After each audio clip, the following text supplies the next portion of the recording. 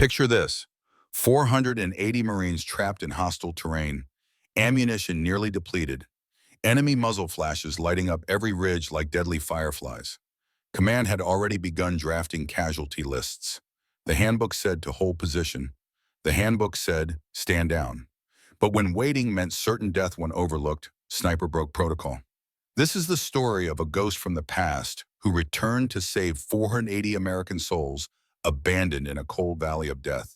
The Helmand sun burned white against the rocky Afghan mountains, casting long shadows across Firebase Echo. Inside the command center, the air hummed with the mechanical precision of military routine. Maps covered walls. Radios crackled.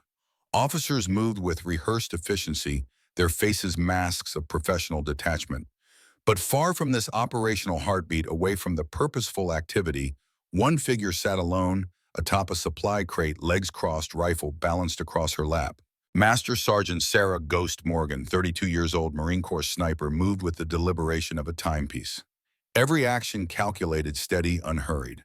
Her frame was smaller than most around her, barely over 5 feet 4 inches, with narrow shoulders beneath her tan blouse. Where others projected swagger, she radiated control. She ran a cloth through the bore of her M40A5, checked the bolt face, then made precise notations in a small spiral notebook balanced on her knee. The rifle wasn't merely a weapon, it was an extension of her consciousness. Sarah logged each adjustment like scripture. Clicks on the Schmidt and Bender PMYY 525 56mm scope. Changes in humidity. Wear patterns on the muzzle. Bullet drop compensation at varying distances. The M40A5 boasted a 0.5 MOA accuracy, effective range of 1,000 meters with 58 inches of drop at 1,000 yards. These weren't just numbers to Sarah. They were the language of survival, the arithmetic of life and death. Two Marine sergeants strolled past on their way to the armory, their boots kicking up fine dust that caught the afternoon light. "There's our quota, Sniper," one said loud enough for her to hear. "Paper shooter. Good thing cardboard doesn't shoot back," the other replied with a smirk. Neither slowed their pace. Neither expected her to respond. Sarah didn't. She polished the bolt and scribbled another line in her notebook. She had heard it all before. Mascot, checkbox, too small, too quiet, too different. Even seasoned officers dismissed her with casual certainty. "Morgan's good for range scores," Captain Reynolds had told the company commander. "But combat, keep her on comms. Make her useful." And so they did. Support duty, hauling gear, checking communications, running logistics. No one asked her to climb ridges. No one invited her to join the real fights. She was politely told to stay in her lane. What they never realized, because they never bothered to look, was that Sarah Morgan built her own training regimen in the quiet hours when others slept. While Marines traded stories in smoke pits, Sarah spread topographical maps under red light, memorizing terrain features until they lived in her mind. She charted wind patterns, noting shifts at different times of day across various valleys. She drilled trigger discipline with dry fires until her breathing synchronized with her heartbeat. And in her green notebook, the one that looked like a grocery list, she wrote it all down. Ballistic tables, environmental adjustments, calculations worked by hand in case electronics failed. Each page filled with neat handwriting, rows of numbers, arrows across grids. Her private doctrine, unseen by those convinced she had none. On her forearm, hidden beneath her sleeve, was a small tattoo of the Marine sniper emblem, a scoped rifle framed by laurel leaves. She had earned it through sweat and precision, through a school that punished hesitation and demanded perfection.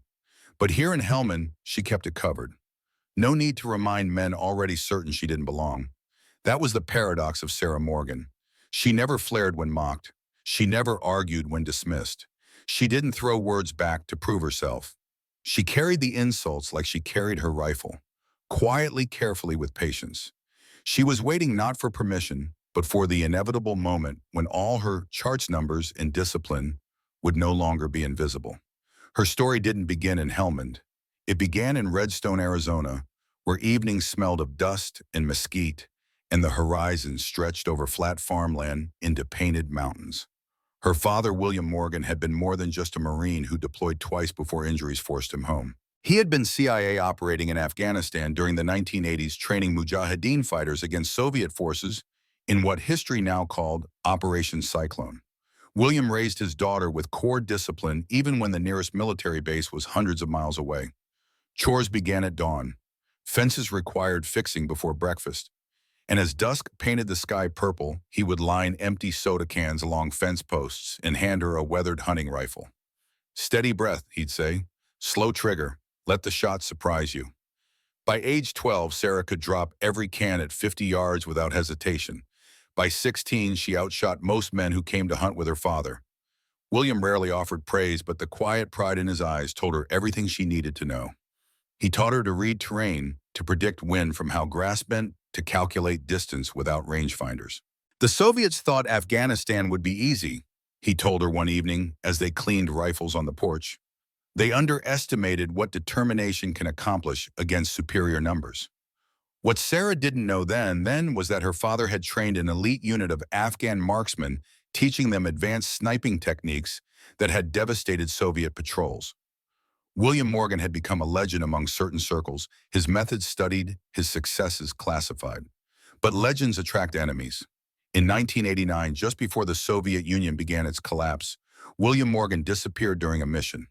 The official report stated he died in an ambush. No body was ever recovered. Sarah was 17 when two solemn officers delivered the news. 3 months later, she enlisted in the Marines partly to honor him, but mostly to understand the world that had taken him. Sarah carried it well enough to earn a sniper billet, an achievement few women reached and fewer were recognized for. But in Hellman paper, credentials meant little against opinions already cemented in sand and blood.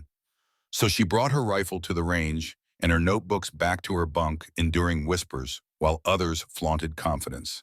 The firebase itself operated like a mechanical watch, each component turning in sequence. Patrols deployed, reports arrived. Marines stood in chow lines, briefings repeated familiar assessments. Sarah moved along the edges of it all, noticed but never valued, seen but never recognized. Until a Tuesday morning when a solitary figure entered the compound. Lieutenant Colonel James Old Bear Harlow, 68 years old, walked with the measured gait of a man who had survived enough to respect caution, but not enough to fear consequence. His weathered face mapped decades of classified operations, most from the Cold War era, when Berlin stood divided and intelligence officers played deadly games of chess using human pieces. Harlow hadn't come to Firebase Echo by accident. He arrived as a special advisor, a title that meant everything and nothing in military bureaucracy. Veterans recognized his particular bearing, the way his eyes constantly scanned environments, cataloging threats, exits, assets.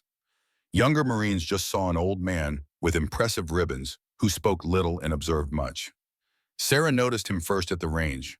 While officers entertained the distinguished visitor with displays of marksmanship, she practiced alone at the far end, working through a precision drill. 20 shots, 20 targets, varying distances. When she finished and checked her results, she found Harlow standing behind her, studying her targets through binoculars. "Grouping at 800 meters is tight," he said without introduction. "But you're compensating too much for right drift." Sarah turned, maintaining her professional composure. "Wind's coming off the mountains, sir." "Not at this hour." He handed her the binoculars. "Valley creates a countercurrent. Locals call it the ghost wind because you can't see it, only its effects." She adjusted her next shot accordingly. The round struck center mass. Harlow nodded once, then walked away without another word. That evening, as Sarah cleaned her rifle outside the barracks, he appeared again, settling onto a crate across from her. For several minutes, he said nothing, just watched her methodical process. "You're William Morgan's daughter," he finally said. "Not a question." Sarah's hands paused momentarily, then continued their work. "You knew my father." "We worked together. Berlin, 1985, then later in Afghanistan." Harlow studied her face. "You have his patience." It was the first time anyone at Firebase Echo had mentioned her father. Sarah kept her expression neutral, but her interest sharpened. "Most people just tell me I have his eyes. Eyes don't make a sniper. Patience does." Harlow reached into his jacket and removed a tarnished silver flask. "Your father saved my life in Kandahar province. Soviet Spetsnaz had us cornered. William made a shot at night 900 meters without night vision. Impossible shot. He taught me there's no such thing as impossible shots, only unprepared shooters." A smile briefly crossed Harlow's face. That sounds like him. He took a small sip from his flask. The Corps treating you well? Sarah considered her answer carefully. The Corps is the Corps, sir. Which means no, they're not. Harlow recapped his flask. Military minds can be remarkably unimaginative. They see a woman your size, they make assumptions. William faced the same problem. Too small, they said. Not enough mass to handle recoil on large calibers. He proved them wrong, as will you when the moment comes. Harlow stood. Opportunity favors the prepared Sergeant Morgan. Keep your notebook current. Before Sarah could ask how he knew about her notebook, Harlow walked away, disappearing among the tents and vehicles of the base. That night, as she updated her ballistic tables, Sarah felt something she hadn't experienced since her father's death. Recognition, not just of her abilities, but of her heritage. What Sarah didn't know was that James Harlow hadn't come to Firebase Echo by chance. He'd come looking specifically for her, carrying secrets that had remained buried for 16 years.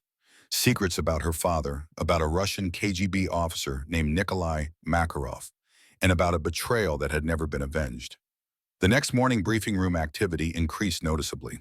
Intelligence reports arrived hourly. Officers spoke in lowered voices. Maps of Shakur Valley appeared on planning tables marked with potential insurgent positions. Sarah observed this acceleration from her assigned communication station, where she monitored radio traffic and logged supply movements. During the afternoon briefing, Colonel Richards outlined their upcoming mission with clip precision. Intelligence indicates a significant weapons cache in Shakur Valley. He explained, using a laser pointer to indicate a winding depression between steep mountain ridges. 480 Marines with attachments will sweep the area, locate the cache, and deny resources to insurgent forces. Sarah studied the topographical map with practiced eyes, noting the narrow approaches, the elevated positions surrounding the valley floor, the limited extraction routes. The terrain screamed ambush potential. Multiple firing positions with interlocking fields of fire, minimal cover for advancing forces, restricted air support lanes. Classic kill zone configuration. She raised her hand. Colonel Richards acknowledged her with visible reluctance. Sir, these contour lines indicate severe choke points at both valley entrances, she said, gesturing toward the map. If hostile forces occupy these ridgelines, our units would be caught in a crossfire with limited maneuverability. Consider the possibility this intelligence was planted to draw us into a trap. The room fell silent. Colonel Richards stared at Sarah with thinly veiled irritation. Thank you for your concern, Sergeant, he said flatly.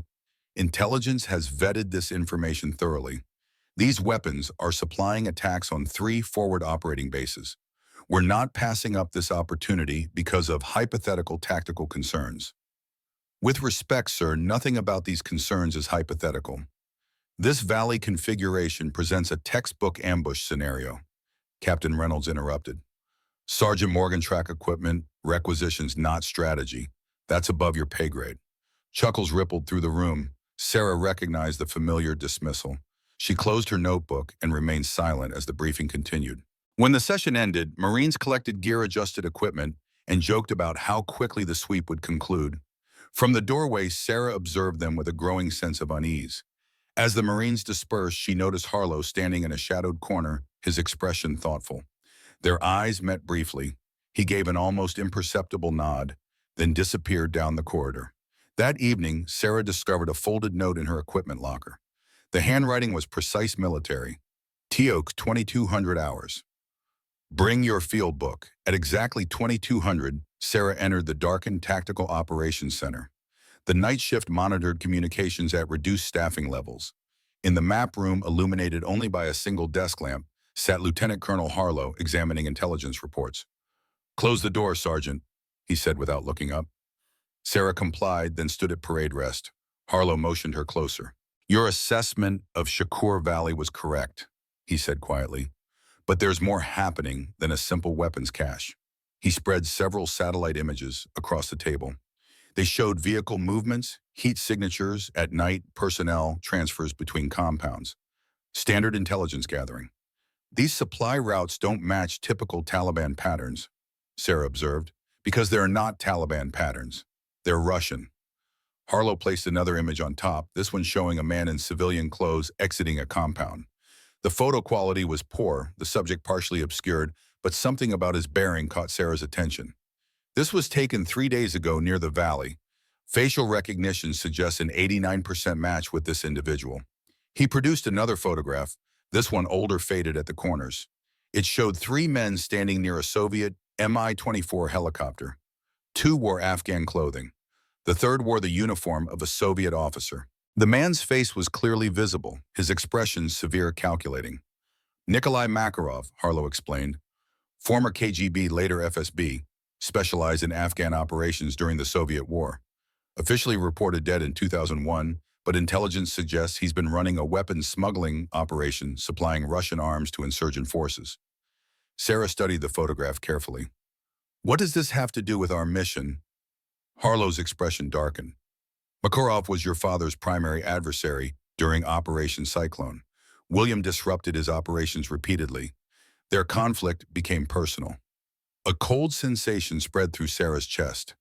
Are you suggesting Makarov was involved in my father's death? Not suggesting, confirming. Harlow's voice dropped lower. Your father's last mission involved intercepting a weapons transfer orchestrated by Makarov. Intelligence received warning of an ambush, but the warning arrived too late. Or at least that's the official story. Sarah processed this information with practiced composure, though her mind raced. You believe the ambush was coordinated from within our own ranks. I believe your father discovered evidence of a mole within the CIA's Afghan operations. He was close to exposing them when he was conveniently killed in action. Harlow leaned forward. And now, 16 years later, the same distinctive operational patterns are emerging. The weapons cache intelligence came through unusual channels. The mission parameters changed 3 times in 48 hours. And Makarov's presence has been deliberately omitted from all briefings. Sarah's tactical mind immediately grasped the implications. You think tomorrow's mission is a trap specifically designed to eliminate our forces? I think Makarov never forgave your father for the damage he caused. I think he spent years planning this operation. And I think he would consider it poetic justice to destroy an entire Marine unit in the same region where your father supposedly died. Sarah opened her notebook, reviewing her earlier observations of the valley terrain. 480 Marines walking into an ambush with minimal air support options. Casualties could be catastrophic, unless someone disrupts the trap before it fully closes. Harlow withdrew a small case from beneath the table. He opened it to reveal a pistol, an older model Makarov PM, the standard sidearm of Soviet officers during the Cold War. This belonged to your father. He took it from a Soviet officer in 1987. I've held it for him. Sarah hesitated before lifting the weapon. It felt unnaturally heavy, and her hand weighted with history and unspoken implications. Why are you telling me this now? Harlow's weathered face revealed nothing. Because you're William Morgan's daughter. Because you see what others miss. And because tomorrow, when everything falls apart, someone will need to make an impossible shot. He stood gathering the photographs. Intelligence suggests Makarov himself will oversee this operation. He never appears in the field without at least 2 SVD Dragunov snipers for protection. They'll position on the northern ridge where they can control the entire valley. How can you be certain? Because it's what I would do. It's what your father would do. Harlow moved toward the door. And it's what you would do if you were setting the trap. As he reached for the handle, Sarah asked the question that had been forming since he first approached her. Why didn't you take this information to Colonel Richards? Harlow paused, his back to her. Because 16 years ago, Richards was a junior officer assigned to your father's unit. He was one of 3 people who knew the exact time and location of your father's final mission. The implication hung in the air between them. Sarah felt a cold clarity settling over her thoughts. Get some rest, Sergeant Morgan, Harlow said. Tomorrow will require everything your father taught you. Morning arrived with the hollow clarity of mountain air. The convoy assembled with mechanical precision. Marines checked weapons, secured equipment, and boarded transport vehicles with the practiced efficiency of men who had done this countless times before. Sarah watched from her assigned communications post as the 480 Marines prepared to enter what she now believed was a carefully orchestrated death trap. Colonel Richards conducted final checks with his officers. Sarah observed his movements with new awareness, searching for any indication that he might be complicit in the coming ambush. His behavior revealed nothing suspicious, only the focused determination of a commander preparing for a standard operation. The motors growled to life. Dust spiraled upward as the convoy began its movement toward Shakur Valley. Sarah monitored communications, listening for any irregularities. For a time, the radio crackled with routine updates, position reports, fuel status, terrain assessments, the monotonous liturgy of military movement. Then a transmission caught her attention. Firebase Echo, this is actual. Be advised we have visual on multiple heat signatures moving along the northern ridgeline. Request UAV confirmation. Sarah watched as the Tactical Operations Center scrambled to redirect drone assets. On the main display, the convoy's position blinked steadily, moving deeper into the valley. Major Anderson, the operations officer, leaned toward the communications specialist. Tell them to maintain course. Drone assets are 20 minutes out. Sarah felt tension building between her shoulder blades. 20 minutes. In 20 minutes, the convoy would reach the narrowest section of the valley where the ridgelines close like a vise. She keyed her microphone. Actual firebase.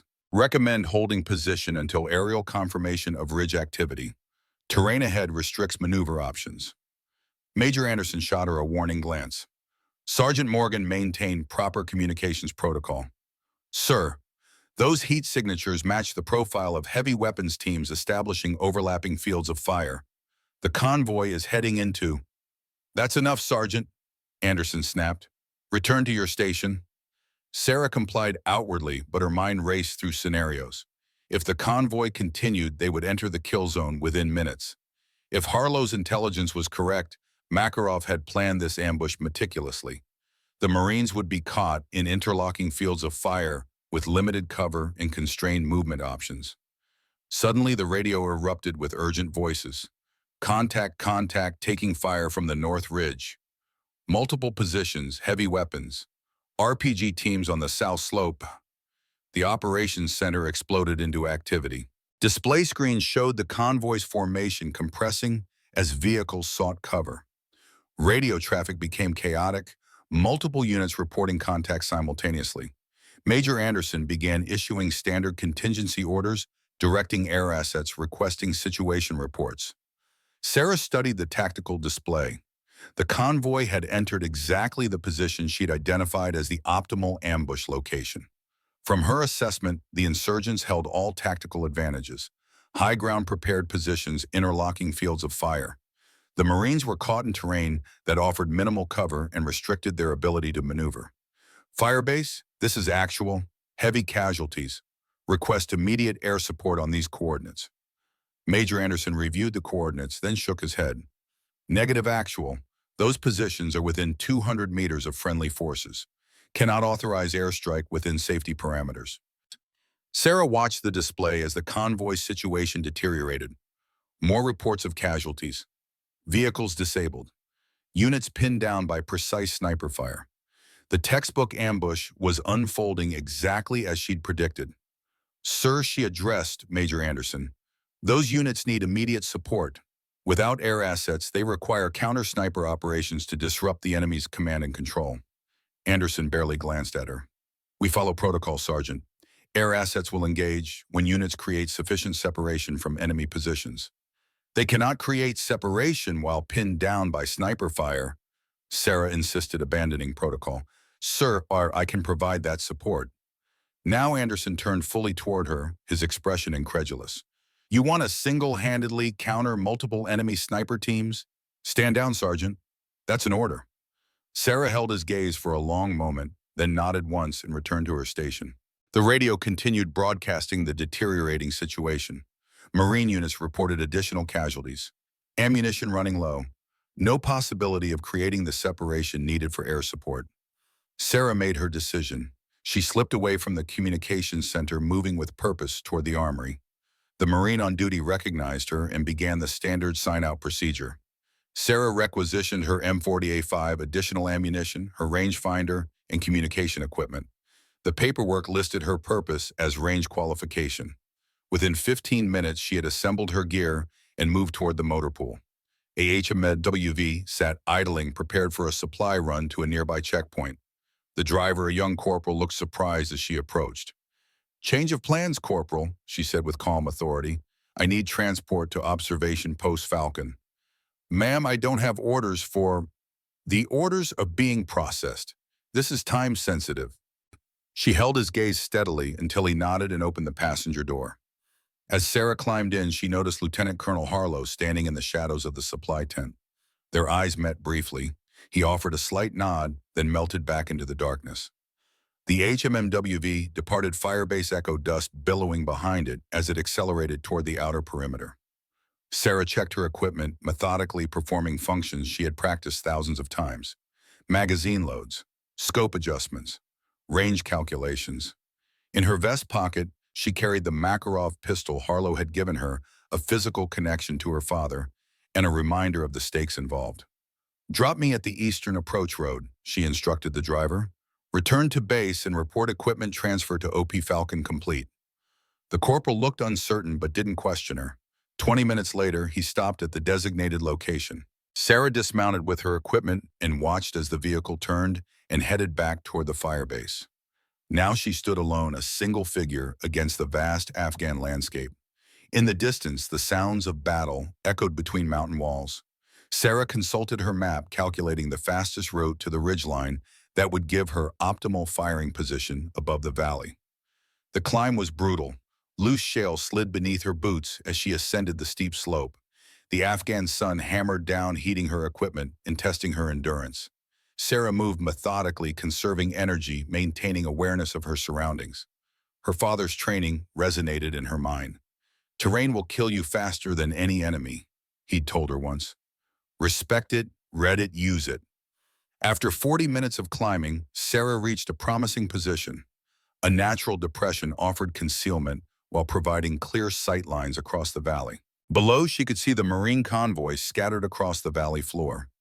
Disabled vehicles burned, sending columns of black smoke into the clear sky. Marine units had established defensive positions wherever possible, but they remained exposed to fire from elevated positions. Sarah deployed her rifle, setting up her firing platform with practiced efficiency. Through her scope, she conducted a systematic survey of enemy positions. The insurgents had established machine gun nests at strategic locations along both ridge lines. RPG teams moved between prepared positions, striking vehicles attempting to maneuver. But what caught Sarah's attention were the precise shots targeting Marine officers. Not random fire, but calculated assassination of command elements. Snipers, professional ones. Sarah adjusted her scope, scanning the northern ridge. There, partially concealed by rock formations, she spotted the signature profile of a sniper position. The precision and discipline evident in their setup confirmed Harlow's intelligence. These weren't typical insurgent fighters. They operated with military precision. Sarah prepared for her first shot. She calculated distance, 970 meters. Factored wind speed approximately 8 mph from the west. Adjusted for temperature and barometric pressure. Her breathing slowed, becoming rhythmic, deliberate. In her mind, she heard her father's voice. "Breathe like the tide. Squeeze the trigger like embracing a lover. Gentle but firm." Through her scope, she observed the enemy sniper adjusting his position to target a Marine officer directing a defensive formation. Sarah inhaled slowly, then released half her breath. Her heartbeat slowed. The world narrowed to the space between heartbeats. She squeezed the trigger. The suppressed M40A5 whispered death across the valley. Through her scope, Sarah watched the enemy sniper collapse his spotter, looking around in confusion. Before he could locate her position, she had already shifted her aim and eliminated him as well. For a moment, the battlefield rhythm faltered. The precision fire that had been systematically eliminating Marine leaders suddenly ceased. Units began to reorganize, establishing more effective defensive positions. On her radio, Sarah could hear the change in communications tone, confusion giving way to coordinated response. "Who's got Overwatch? Someone's picking off tangos on the North Ridge. Unknown shooter. Repeat, we have unknown support." Sarah didn't respond to the radio chatter. She continued her methodical elimination of strategic targets, machine gun positions, mortar teams, command elements directing the ambush. Each shot calculated, each target selected for maximum disruption of the enemy's tactical advantage. As she worked, Sarah became aware of movement on the far ridge. Through her scope, she observed a figure in different clothing from the others, moving with authority between positions. The man carried himself with military bearing, directing adjustments to counter her interference. Sarah adjusted her scope for maximum magnification. The man turned his face, becoming visible for a brief moment. She recognized him immediately from Harlow's photographs. Nikolai Makarov, the man who had orchestrated her father's death, the architect of this ambush, the ghost from a Cold War that had never truly ended. Sarah calculated the shot. Range 120 meters beyond the effective range of her rifle under normal circumstances. Wind had shifted now, coming from the northeast at approximately 12 mph. Temperature dropping as afternoon faded toward evening. The shot probability hovered at the edge of possibility. Her father's words returned to her. There are no impossible shots, only unprepared shooters. Sarah made her adjustments, compensating for every variable. She controlled her breathing, finding the space of perfect stillness within herself. As she prepared to take the shot, movement caught her peripheral vision. Through her scope, she detected another sniper previously hidden, shifting position on a parallel ridge. This shooter moved differently with a familiar precision that triggered recognition in Sarah's tactical mind. Before she could process this observation, the unknown sniper fired, not at Marine positions, but at Makarov's location. Chaos erupted around the Russian commander. His security detail scrambled for cover. Makarov himself dropped behind a rock formation, clearly wounded, but still mobile. The unknown sniper fired again, missing Makarov, but eliminating one of his protective detail. Sarah shifted her attention to this new shooter.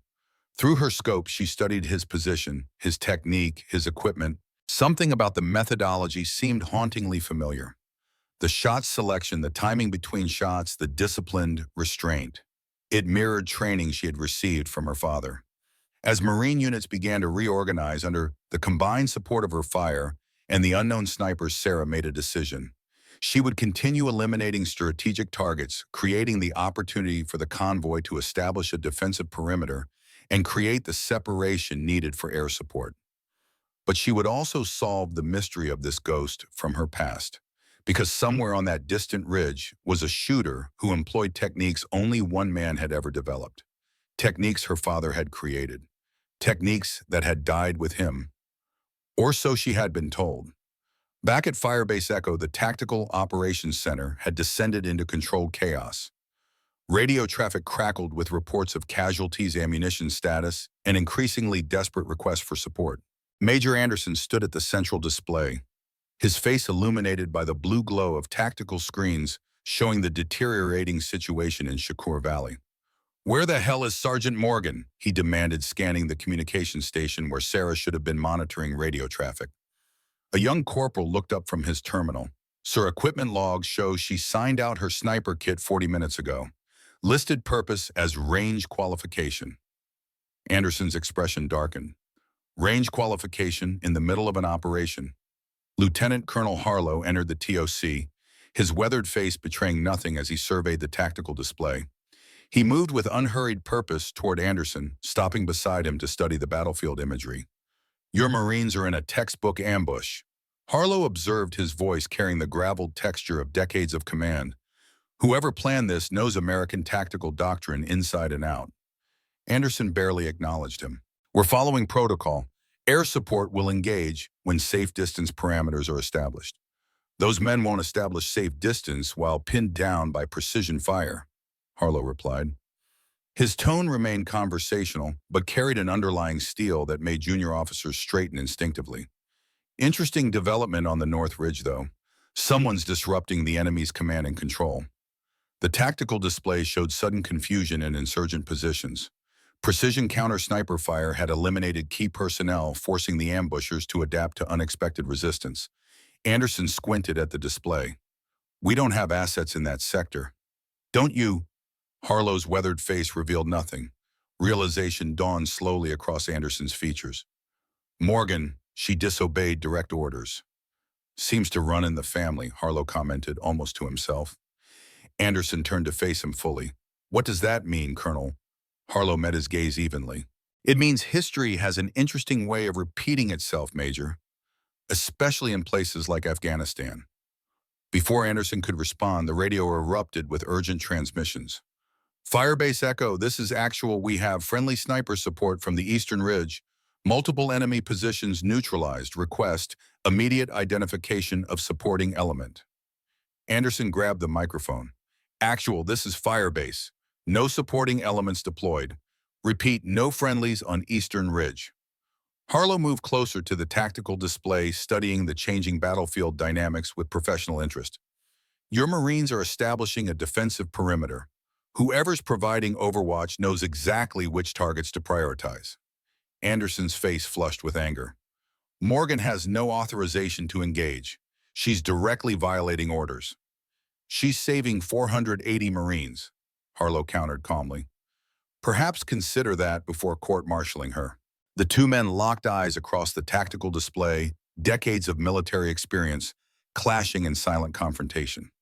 Around them, the operations center continued its frantic activity, officers calling for updates, communications, specialists relaying information. No one noticed the subtle shift in Anderson's expression as he studied Harlow more carefully. "How did you know it was Morgan?" he asked, finally his voice lowered. "Who else would it be?" Harlow replied simply.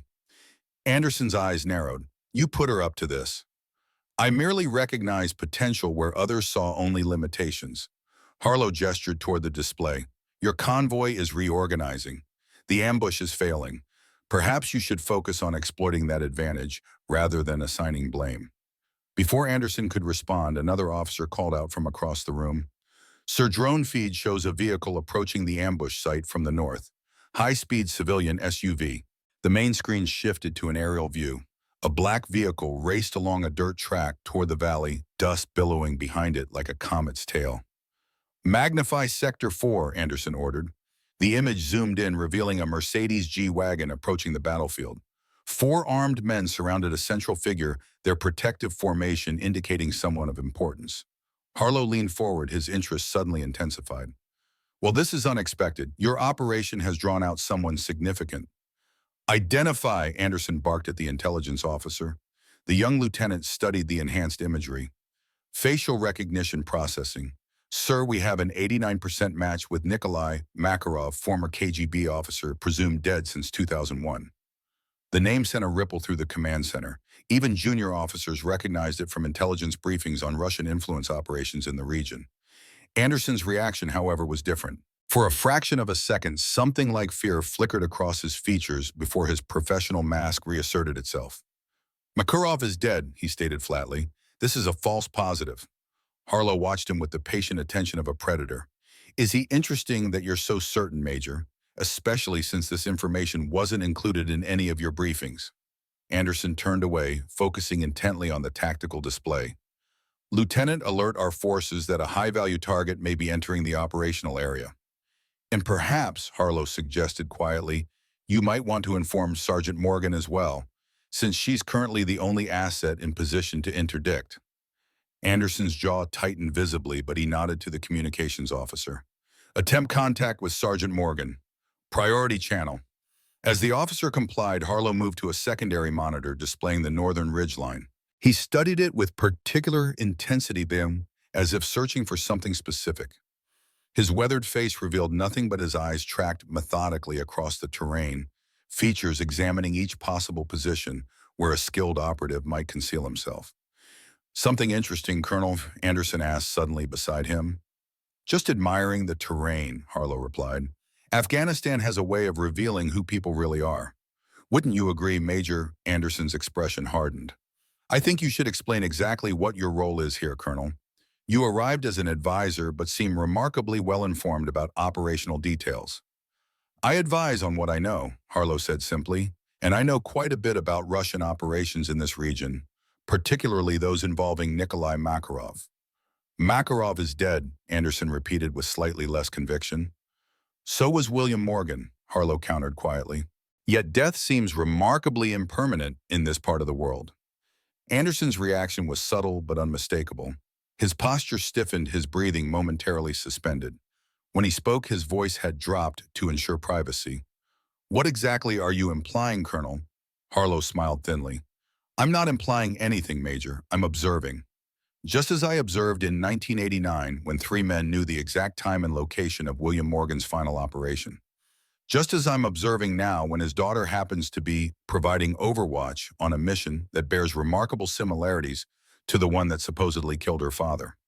Anderson's hand moved unconsciously toward his sidearm, a motion so slight most would have missed it. Harlow didn't miss it. His smile remained unchanged, but his eyes hardened to flint. Careful, Major. 480 Marines are watching this command center for leadership. This isn't the time for old ghosts to distract us. Before Anderson could respond, the communications officer interrupted. Sir, we've established contact with Sergeant Morgan. Both men turned toward the main display as Sarah's voice crackled through the speakers. Firebase Echo, this is Sierra Mike. I have eyes on multiple enemy positions and a high-value target approaching from the north. Requesting mission parameters. Anderson grabbed the microphone. Sierra Mike, this is Firebase Actual. You are in direct violation of orders. Return to base immediately. There was a pause before Sarah's measured response came through. Firebase Actual, I have clear shots on targets actively engaging our Marines. Current position provides optimal fire support. Request permission to continue operation. Anderson's knuckles whitened around the microphone. Negative, Sierra Mike. Return to base. That is a direct order. Harlow reached over and calmly took the microphone from Anderson's grip. Sierra Mike, this is Timberwolf. Be advised, HVT approaching your position is classified Omega level. Identity confirmed as Nikolai Makarov. Repeat, Nikolai Makarov is on site. Proceed at your discretion. He handed the microphone back to a stunned Anderson, whose face had drained of color. What the hell do you think you're doing? Anderson hissed. Ensuring mission success, Harlow replied calmly. Isn't that what we all want? On the tactical display, the situation in Shakur Valley continued to evolve. Marine units had consolidated defensive positions. The precise sniper fire from the eastern ridge had disrupted the ambush's coordination. Air support was now minutes away from engagement parameters. And on the northern approach, Nikolai Makarov's vehicle had arrived at a command position overlooking the battlefield. High above the valley floor, Sarah processed Harlow's transmission with practiced composure. Nikolai Makarov, the man responsible for her father's death, was physically present directing the ambush. This wasn't just a tactical operation anymore. It was personal. She adjusted her position slightly, maintaining her cover while shifting her field of fire toward the northern command post. Through her scope, she could see the black Mercedes and the protective detail surrounding a central figure. The man moved with authority, directing adjustments to counter her interference. Sarah calculated the shot. Range 180 meters beyond the M40A5's effective range under ideal conditions. Wind conditions had worsened now, gusting unpredictably across the valley. The probability of success hovered at the edge of possibility. As she prepared a movement on the parallel ridge caught her attention again. The mysterious sniper who had fired on Makarov's position earlier was repositioning, working methodically toward a better angle.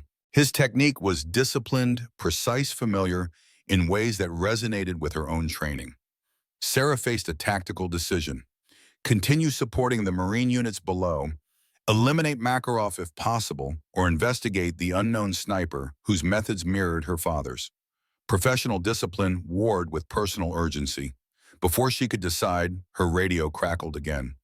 Sierra Mike, this is Timberwolf. Be advised, Makarov will have counter-sniper assets in place. Expect SVD Dragunov teams, likely former Spetsnaz. They'll be searching for you now. Recommend frequent position changes. Sarah keyed her microphone. Timberwolf, I've identified a second sniper operating on the western ridge. Unknown affiliation, but they've engaged Makarov's security detail. A long pause followed before Harlow responded. Describe their methodology. Disciplined, professional, using Soviet counter-ridge techniques but with American shot selection priorities. They're using a sound-suppressed system I can't identify from this distance. Another pause, longer this time. When Harlow's voice returned, it carried a different quality, almost cautious. Sierra Mike, maintain your focus on supporting Marine elements. Do not engage the unknown sniper. Continue your mission, but be prepared for extract on my command. Sarah acknowledged the order while studying the tactical situation. Below, the Marine units had established a defensive perimeter. Air support would soon be available. The immediate crisis was resolving, but Makarov remained on site, a target of unprecedented value. She shifted position, crawling 20 meters along the ridgeline to a secondary firing point she had identified earlier. The movement saved her life. Seconds after she relocated her previous position, erupted in a shower of rock and dust as wet, heavy-caliber rounds impacted where she had been. Counter-sniper teams had found her original location. Sarah pressed herself flatter against the rocky ground, controlling her breathing, becoming part of the landscape. Through her scope, she identified two sniper teams systematically working the ridgeline hunting for her. Their technique confirmed Harlow's assessment. These weren't insurgents. They were professionals, likely Russian-trained, employing advanced counter-sniper protocols. She keyed her radio, keeping her voice barely above a whisper. "Timberwolf, I am compromised. Multiple hunter teams on my position. Can you extract?" Harlow's response came immediately. "Negative. They have overwatch on all obvious withdrawal routes. Hold position. Maintain concealment." Harlow's voice remained steady. "Air assets are 4 minutes out." 4 minutes. An eternity when being hunted by professional snipers. Sarah calculated her options, none of them favorable. Remaining stationary meant eventual detection. Moving meant exposure. Either way, the professional teams would find her, unless something disrupted their search pattern. As if responding to her thought, the unknown sniper on the western ridge fired again. Not at Makarov this time, but at one of the counter-sniper teams hunting Sarah. The shot was perfect, eliminating the spotter instantly. The primary shooter ducked for cover, his methodical search interrupted by the sudden loss of his partner. Sarah recognized the opportunity. While the counter-sniper teams redirected their attention toward this new threat, she could reposition to a more defensible location. She began moving laterally along the ridge using natural terrain features for concealment, making herself invisible against the Afghan landscape. As she moved, her mind processed the tactical implications. The unknown sniper had deliberately drawn fire to protect her position. This wasn't random, it was coordinated, intentional. Someone with professional training was actively supporting her mission. The question was who and why. Sarah reached a rock outcropping that provided both cover and excellent fields of fire. She settled into position, reestablishing her overwatch of the valley. Through her scope, she located Makarov again. The Russian commander had moved to a more protected position, surrounded by his security detail, directing the increasingly desperate defense against the reorganizing Marine forces. In her earpiece, Harlow's voice returned. "Sierra Mike status. Repositioned. I have visual on HVT again. Air support is 2 minutes out. Marine units are establishing necessary separation for strike parameters." Sarah studied Makarov through her scope. 2 minutes. In 2 minutes, air support would arrive, and the high-value target would undoubtedly withdraw. This might be the only opportunity to eliminate the man responsible for her father's death. She made her decision. Despite the extreme range and challenging conditions, she would take the shot. Sarah began her shooting ritual. Verify distance with rangefinder. Calculate windage adjustments. Compensate for temperature, barometric pressure elevation. Control breathing. Find the space between heartbeats. Through her scope, Makarov's features became clear. A face she had only seen in faded photographs now appeared in vivid detail. The man who had orchestrated her father's death stood within reach of her bullet. As she prepared to fire, movement caught her peripheral vision. One of the counter-sniper teams had identified her new position and was setting up for a shot. They would fire within seconds. Sarah had to choose. Take her shot at Makarov and expose herself to the counter-snipers, or abandon the shot and seek cover. The decision was made for her. From the western ridge, the mysterious sniper fired again. The counter-sniper team scrambled as rounds impacted near their position.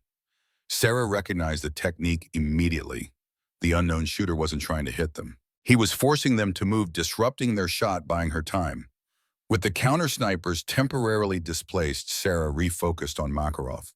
Her finger took up the trigger, slack, finding the sweet spot where the slightest additional pressure would release the firing pin. She exhaled half her breath and held.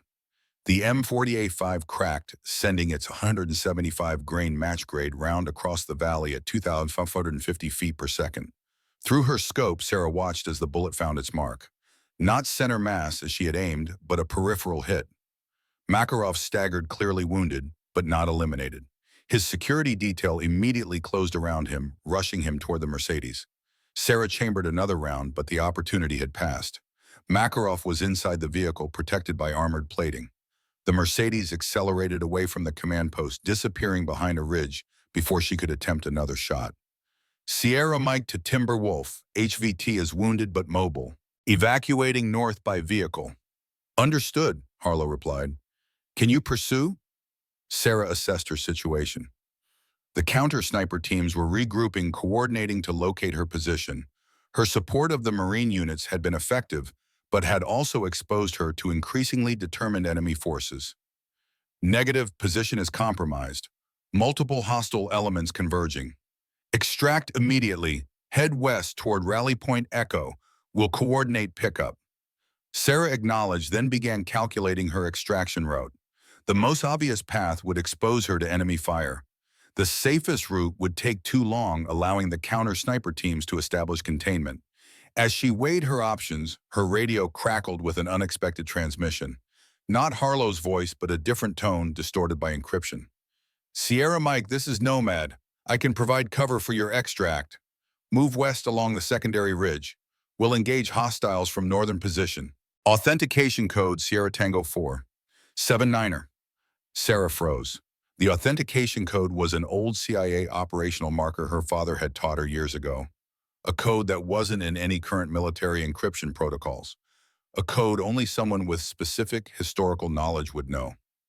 Timberwolf. I've received transmission from call sign Nomad offering extract support.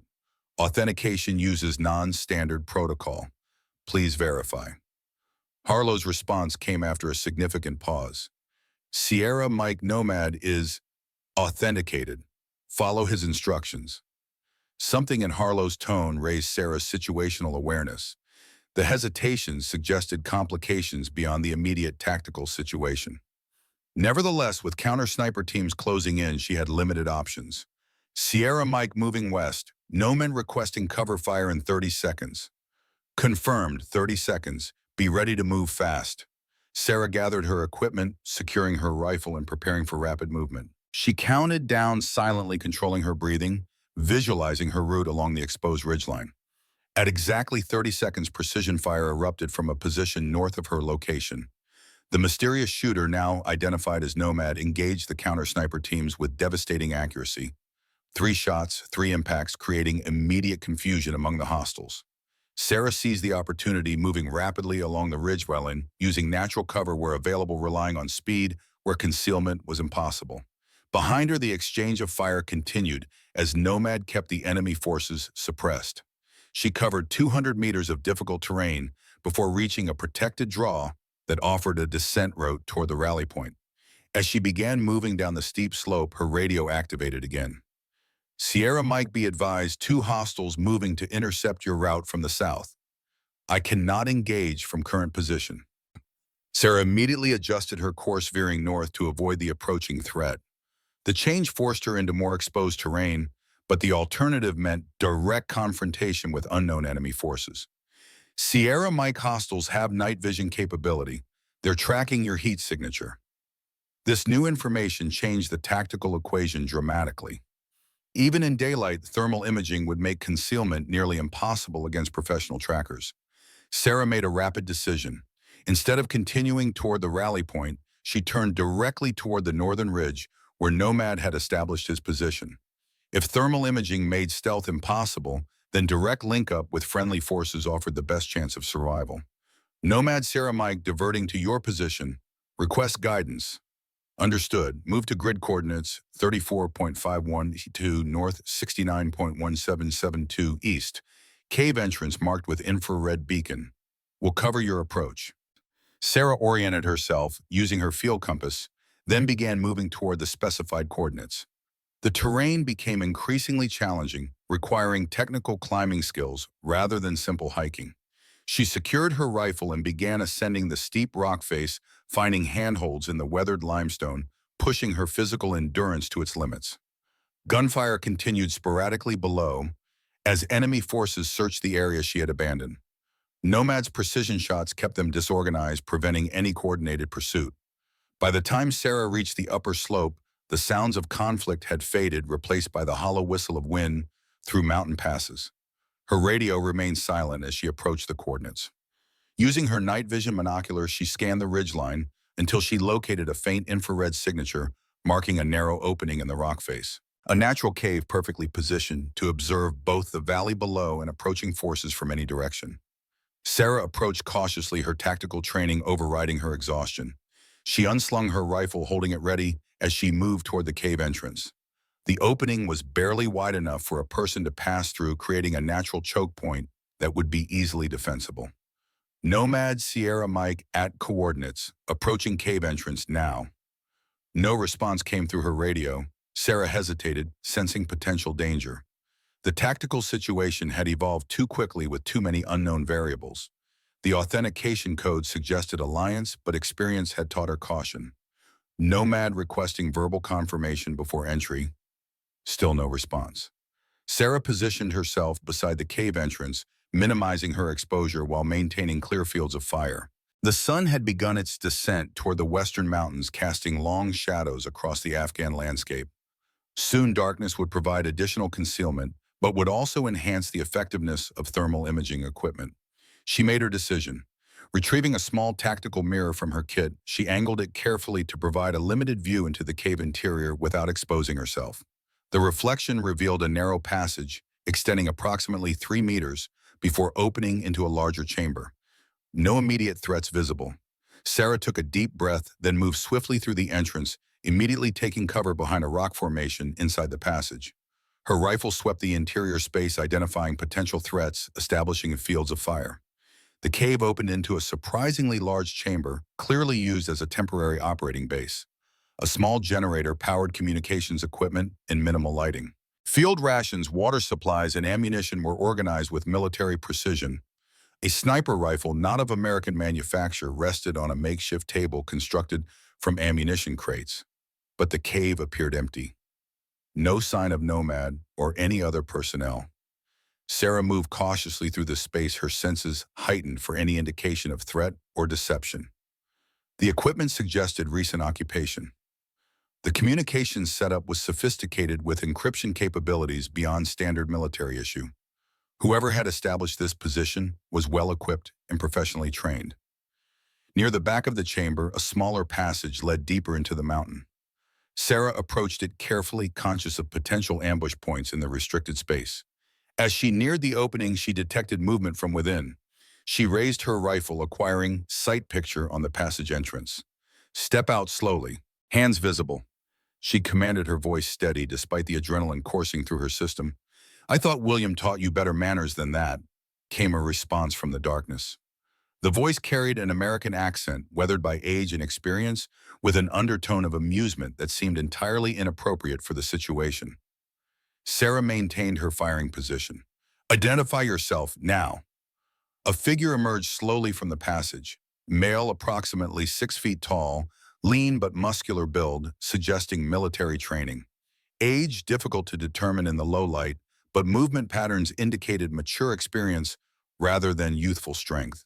He wore nondescript tactical clothing without insignia or identification, the preferred attire of special operations personnel, operating without official sanction. As he stepped into the chamber's limited light, Sarah felt reality itself shift beneath her. The rifle barrel dipped momentarily before her training reasserted control. She stared at the man's face, a face she knew from photographs and memory, a face that should have been 16 years dead. "Hello, Sarah," William Morgan said quietly. "You've grown into quite the sniper." Sarah's mind raced through possibilities. Deception, hallucination, mistaken identity. But the man before her matched every memory she had preserved of her father. Older now, with gray threading his dark hairlines etched more deeply around his eyes, but unmistakably William Morgan. "My father is dead," she stated flatly, keeping her rifle centered on his chest. "Killed in 1989 during Operation Cyclone." That was the official report, he acknowledged, remaining perfectly still, hands visible at his sides. Reality proved somewhat more complicated. "Authentication code," Sarah demanded, unwilling to trust visual identification alone. "Broken Arrow 472, he responded immediately. "Your mother's favorite song was Beyond the Sea. Your first bullseye was at age 9, not 12 like you told your friends." You broke your arm falling from the oak tree behind our house, but told everyone it happened during soccer practice because you were embarrassed. Details no intelligence briefing would contain. Personal history only her father would know. Still, Sarah maintained her defensive posture. Explain, now. William nodded slightly, respecting her caution. The mission in 1989 was compromised from the beginning. We were tracking a major weapons shipment Makarov was coordinating for insurgent forces. I discovered evidence that someone within our operational command was feeding information directly to the Soviets. Who, Anderson, William stated flatly. Major Anderson, though he was a captain then. He'd been turned during an operation in Berlin 3 years earlier. Classic compromise. The Soviets had photographic evidence of him with a local asset. Rather than report the attempted blackmail, he cooperated. Sarah processed this information against her recent interactions with Anderson at Firebase Echo. His resistance to investigating the ambush pattern. His insistence that Makarov was dead, despite evidence to the contrary. When I confronted Anderson with my suspicions, William continued, he arranged the ambush with Makarov. My team was eliminated. I was captured, transported to a Soviet black site in Uzbekistan. For 16 years, Sarah's disbelief penetrated her professional composure. William's expression darkened. The Soviet Union collapsed, but Makarov's operation continued under new management. FSB initially, then private enterprise when political circumstances changed. I spent 5 years in various interrogation facilities before Makarov decided I was more valuable as an asset than a prisoner. You worked for him. The accusation carried all the weight of 16 years of grief and abandoned childhood. I survived, William corrected. I gathered intelligence, I established networks, and I waited for an opportunity to destroy what he had built and return home. He gestured toward the communications equipment. Everything Makarov has done since 1993 is documented there, including his current operation to supply advanced Russian weapon systems to insurgent forces throughout Afghanistan. Sarah maintained her tactical position, but uncertainty had begun to erode her resolve. The man before her knew details only her father could know. His explanation, while extraordinary, aligned with the intelligence Harlow had shared about Makarov's continued operations. Harlow knew you were alive, she said, realization dawning. William nodded. James and I established contact 3 years ago through back channels. He's been helping me gather evidence against Anderson and Makarov, preparing for the eventual operation to expose them both. In this ambush, today, you knew it was coming. I knew Makarov was planning something significant. The intelligence suggesting weapons caches in Shakur Valley came through Anderson's office. The pattern was consistent with previous compromised operations. William's expression hardened.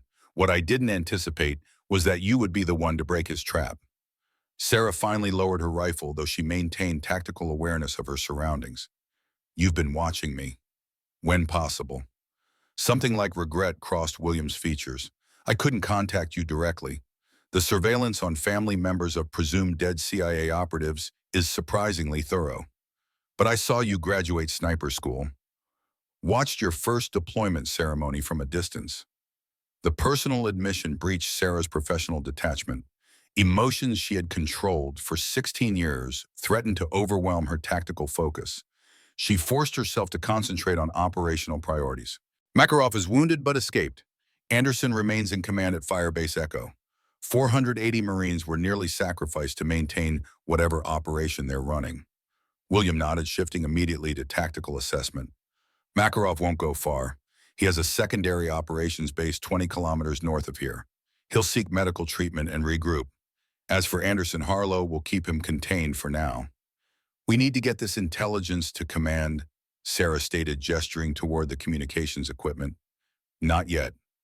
William's tone shifted, carrying the authority of decades of covert operations.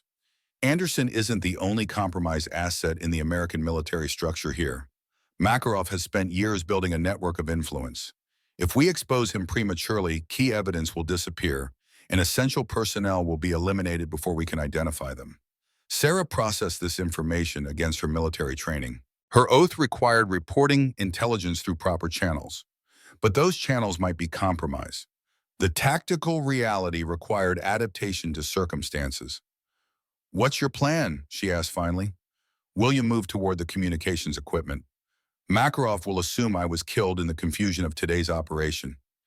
He doesn't know I've documented his entire network. While he recovers from his wound, we have a narrow window to access his primary database at the northern facility. We, Sarah questioned, raising an eyebrow. For the first time, William smiled. The expression transformed his weathered features, revealing the father she remembered from childhood. You're a better shot than I ever was, he admitted, and we have similar unfinished business with Nikolai Makarov. Sarah considered the proposition. Her military duty required returning to Firebase Echo. Proper procedure demanded reporting through official channels. But 16 years of believing her father dead, of carrying his memory through sniper school, of enduring dismissal from officers like Anderson created a different kind of obligation. Her radio crackled, interrupting her thoughts. Sierra Mike, this is Timberwolf. Marines have secured the valley. Air support has neutralized remaining hostile positions. What's your status? Sarah glanced at her father, who nodded slightly. Timberwolf, Sierra Mike, secure at alternate position. Have made contact with Nomad. Request secure communication protocol, Delta 7. Harlow's response came immediately. Confirmed Delta 7, transmission secure. Timberwolf, be advised I have confirmed Nomad's identity as William Morgan, authentication verified. He has extensive intelligence on Makarov's network and operations. Anderson is compromised, repeat. Anderson is compromised. A long pause followed before Harlow responded. Understood. Anderson is currently occupied coordinating marine extraction. I've secured relevant communication channels. What's your next move? Sarah looked at her father, the question evident in her expression. William approached the radio. James, it's me. Makarov is heading to the northern facility for medical treatment. Primary database is on site. This is our opportunity to access the entire network. Agreed, Harlow responded, but you'll need support. The northern facility is heavily guarded. I have support, William replied, glancing at Sarah, the best sniper in the Morgan family history. That's not saying much, Harlow retorted, a smile evident in his voice. Your groups were always wide, right? Only in crosswinds, William countered with the comfortable banter of old comrades. The moment of levity passed quickly as Harlow returned to operational planning. I'll create a diversion at the base. Keep Anderson occupied with recovery operations. You have approximately 12 hours before questions about Sarah's whereabouts become problematic. Understood. We'll move at nightfall. Standard communication blackout during approach. Good hunting, Harlow said simply, then the radio fell silent. Sarah studied her father with professional assessment. The tactical situation had evolved beyond standard military protocols. She was now effectively participating in a CIA operation without official sanction. The implications for her military career were significant. William seemed to read her thoughts. I understand the position I'm putting you in, he said quietly. If you choose to return to the firebase, I'll ensure Harlow provides cover for your absence. No career implications. Sarah considered the options. Return to military structure file reports that might be intercepted by compromised personnel, watch as evidence disappeared and Makarov escaped justice again, or participate in an unsanctioned operation to eliminate a threat that had nearly killed 480 Marines that day. The decision crystallized with unexpected clarity. We move at nightfall, she confirmed, but first brief me properly. I need to know everything about Makarov's northern facility. Layout, personnel, security systems, exfiltration routes. William's expression shifted to professional respect. Of course. He moved to a map case near the communications equipment and extracted detailed schematics. As he spread them across the makeshift table, Sarah recognized the precision and attention to detail that had informed her own training methodology. The facility is built into the northern face of this ridge, William explained, indicating topographical features. Main entrance here, secondary access points here and here. Guard rotations follow Russian military protocols. Predictable but thorough. Sarah studied the diagrams, processing tactical information, identifying sniper positions, calculating fields of fire and concealment options. And the database location. Central command room heavily secured. Makarov maintains Russian military-grade encryption, but I've spent years establishing access protocols. William indicated a small device among his equipment. This will download the entire network structure, including all compromised assets within American and coalition forces. Sarah nodded, her mind already formulating operational sequencing. Entry strategy, indirect. William pointed to a maintenance access shaft on the northern face.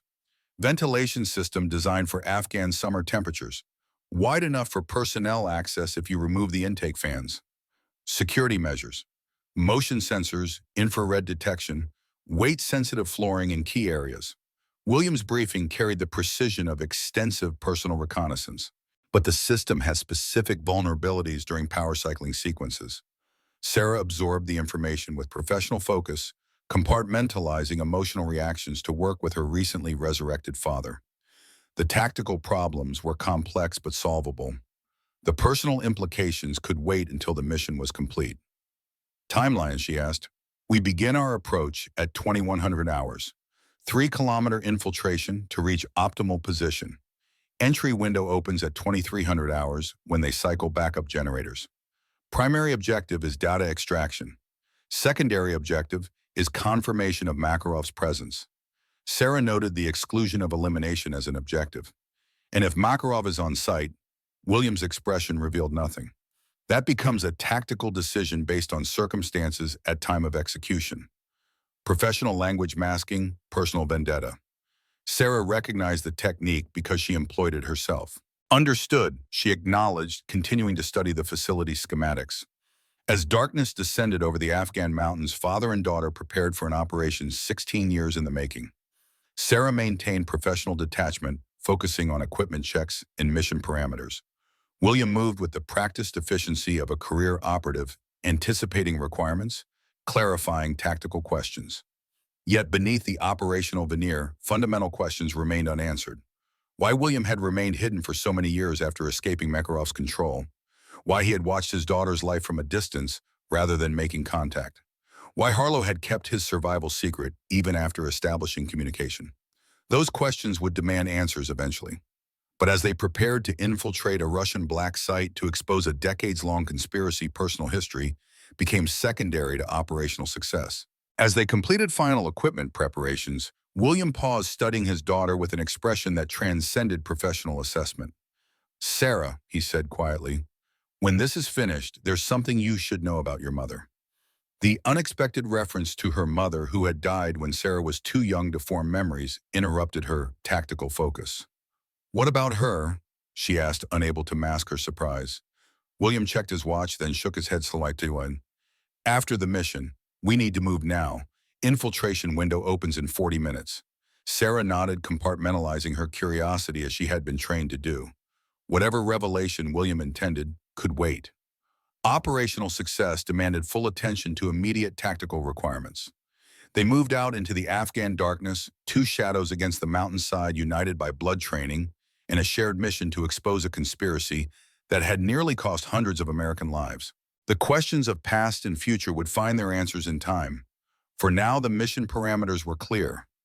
Find Makarov's database, extract the intelligence, identify the compromised network, and perhaps if tactical opportunity presented itself, eliminate the man who had orchestrated William Morgan's death and Sarah Morgan's 16 years of grieving. The Afghan night enveloped them in darkness as they moved across the rugged terrain. Stars glittered overhead with cold brilliance, providing minimal illumination against the black silhouettes of mountain ridges. Sarah and William maintained tactical silence, communicating through hand signals and occasional whispers when absolutely necessary. Their movement pattern followed natural terrain features, utilizing draws and depressions to minimize their silhouettes against the skyline.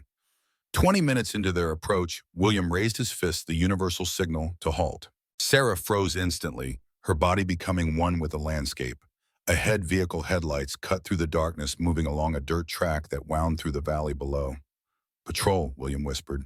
Routine security sweep. 2 vehicles, 4 personnel each. Sarah noted how he delivered the assessment without using optics.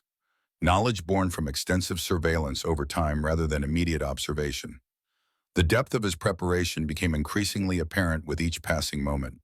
They waited in perfect stillness until the vehicles passed, then continued their approach. The northern facility gradually took shape against the mountainside.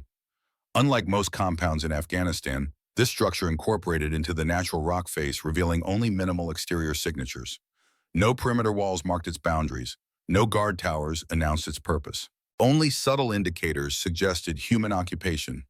Ventilation outputs disguised as natural rock formations, surveillance equipment concealed within artificial boulders, communication arrays designed to resemble stunted trees. William directed them toward a shallow depression 800 meters from the main entrance, close enough for observation, far enough to avoid immediate detection. As they settled into position, he withdrew a specialized night vision monocular from his equipment and passed it to Sarah. Thermal imaging with Russian counter-surveillance protocols, he explained quietly, designed to defeat their own systems. Sarah accepted the device and conducted a methodical survey of the facility exterior. The sophistication of the security measures exceeded standard insurgent capabilities. Motion sensors covered obvious approach vectors.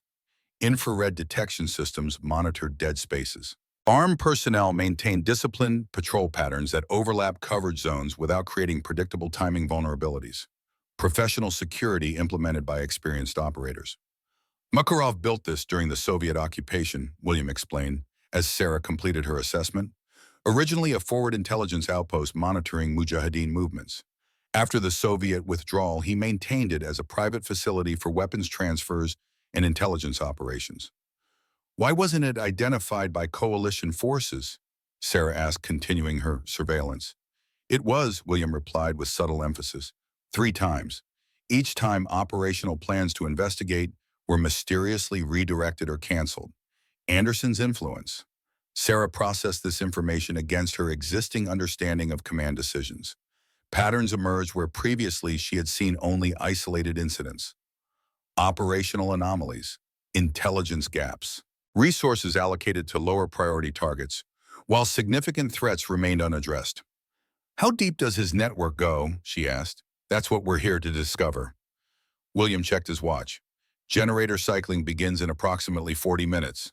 We need to be in position at the ventilation access point before then. They moved with practiced efficiency, utilizing natural cover to approach the facility's northern face.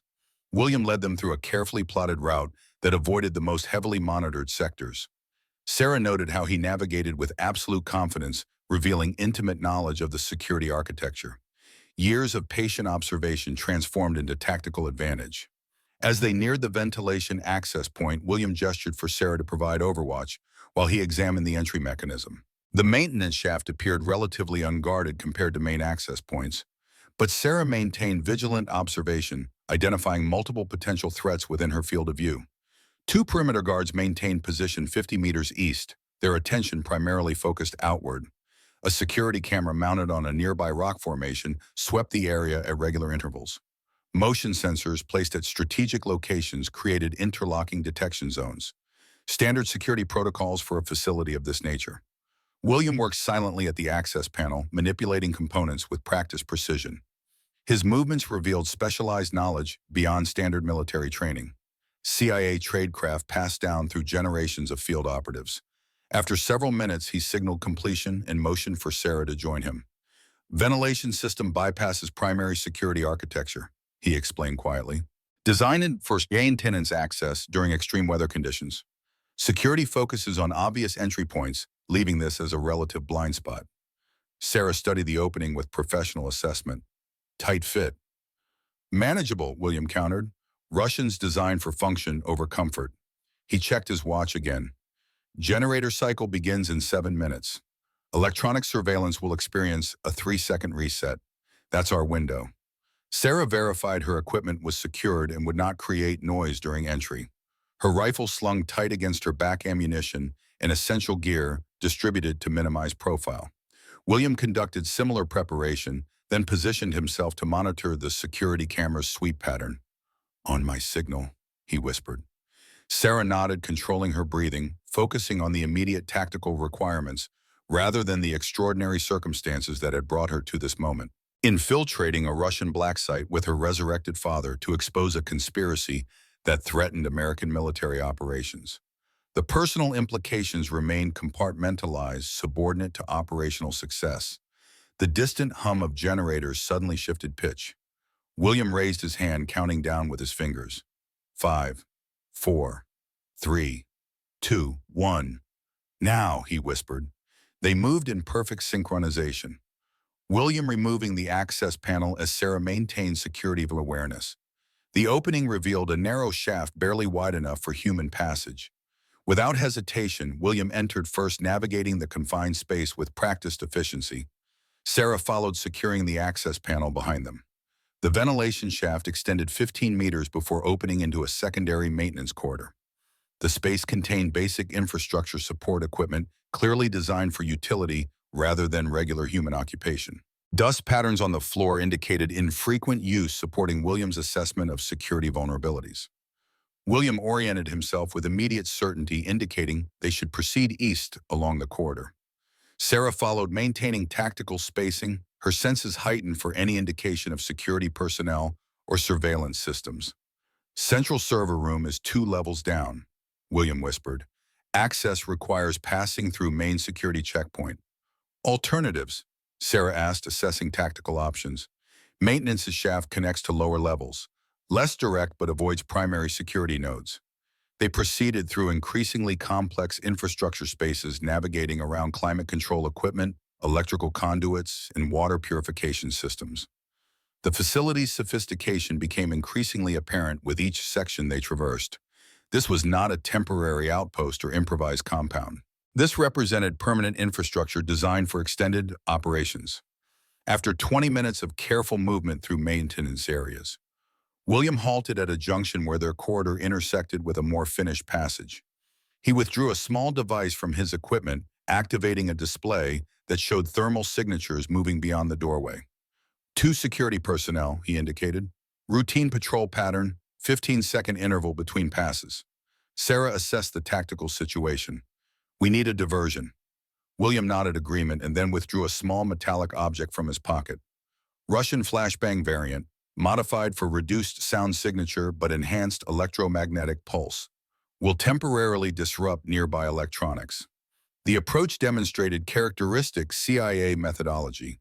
Adapted enemy technology modified for specialized application, deployed with precise tactical awareness. Sarah recognized patterns from her father's teaching that had informed her own military development.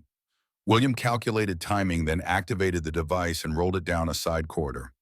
Moments later, a muffled thump accompanied a brief electromagnetic surge that temporarily affected their own equipment.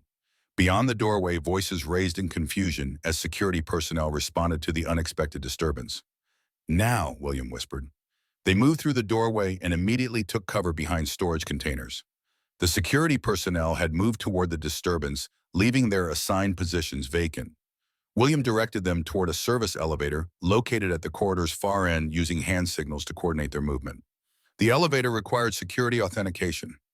William produced a small electronic device that interfaced with the control panel, executing a pre-programmed bypass sequence. After several seconds, the doors opened without triggering alarms. Inside the elevator, William selected the lower level where server infrastructure was located. As the car descended, Sarah studied her father's operational methodology. His actions revealed extensive preparation and intimate knowledge of the facility's security architecture. Not the work of months, but years of patient intelligence gathering. "How long have you been planning this?" she asked quietly. William's expression remained professionally neutral. "Since 2001, when Makarov transitioned from Russian intelligence to private enterprise, security protocols changed, created opportunities for intelligence gathering previously unavailable." "And Anderson, when did you confirm his involvement?" "Berlin, 1986. He was compromised during a joint operation tracking Soviet intelligence officers. I suspected but couldn't prove it until 1989, when operational details known only to 3 people were leaked to Makarov." The elevator slowed as it approached the designated level. William readied his weapon, a suppressed Russian Makarov pistol, appropriate for close quarters engagement. Sarah similarly prepared, shifting her rifle to ready position while drawing her sidearm. The doors opened to reveal a dimly lit corridor lined with server racks. Climate control systems hummed steadily, maintaining optimal temperature for electronic equipment. No security personnel visible, but surveillance cameras monitored the space from multiple angles. William indicated a control room at the far end of the corridor. Behind glass partitions, sophisticated computer systems operated under automated protocols. Their objective lay inside that secured space. "Surveillance blind spot between camera 3 and 4, William noted, indicating a specific path through the server racks. Modified sweep pattern creates a 3-second gap, and they time their movement carefully utilizing the identified vulnerability to approach the control room without triggering visual alerts. At the secured door, William again deployed his electronic bypass device interfacing with the authentication system. The process required longer than the previous elevator access, indicating more sophisticated security protocols. Sarah maintained security awareness, monitoring potential approach vectors while William worked. After nearly 30 seconds, the control room door clicked and opened. They entered swiftly, securing the space before proceeding to the central computer terminal. The system remained active, displaying scrolling data in Cyrillic text across multiple monitors. William immediately connected his specialized device to the main terminal, initiating the data extraction process. System access established, he confirmed quietly. Download commencing. Estimated completion time 12 minutes. Sarah took position to provide security monitoring both the corridor beyond the glass partition and the control room interior. The facility maintained uncomfortable silence, broken only by the steady hum of electronic equipment and climate control systems. "While we wait," she said, keeping her voice just above a whisper, "perhaps you could explain why you watched from a distance all these years instead of making contact." William continued monitoring the data transfer, his expression revealing nothing. "Initial years, no choice. Makarov kept me under constant surveillance. After establishing limited autonomy, different calculation. CIA monitors family members of deceased operatives for potential contact. Standard protocol for identifying deep cover agents who might attempt reconnection. You thought they'd arrest you if you contacted me," Sarah surmised. "I knew they would," William corrected. "Anderson maintained specific monitoring protocols for your activities. Any attempt at contact would have compromised everything I'd built." Sarah processed this against her understanding of intelligence operations.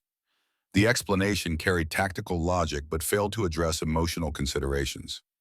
"And after you established contact with Harlow," she pressed. 3 years, you said." William's expression shifted subtly, revealing the first indication of emotional complexity beneath his operational facade. "Operational security remained paramount until we identified all compromised assets. Anderson wasn't working alone." "That's not an answer," Sarah observed. For the first time, William's professional composure faltered slightly. "No," he admitted. "It's not." Before he could continue, the data extraction device emitted a soft tone indicating process completion. William immediately refocused on the operational requirements, disconnecting the device and securing it within his equipment. "Download complete," he confirmed.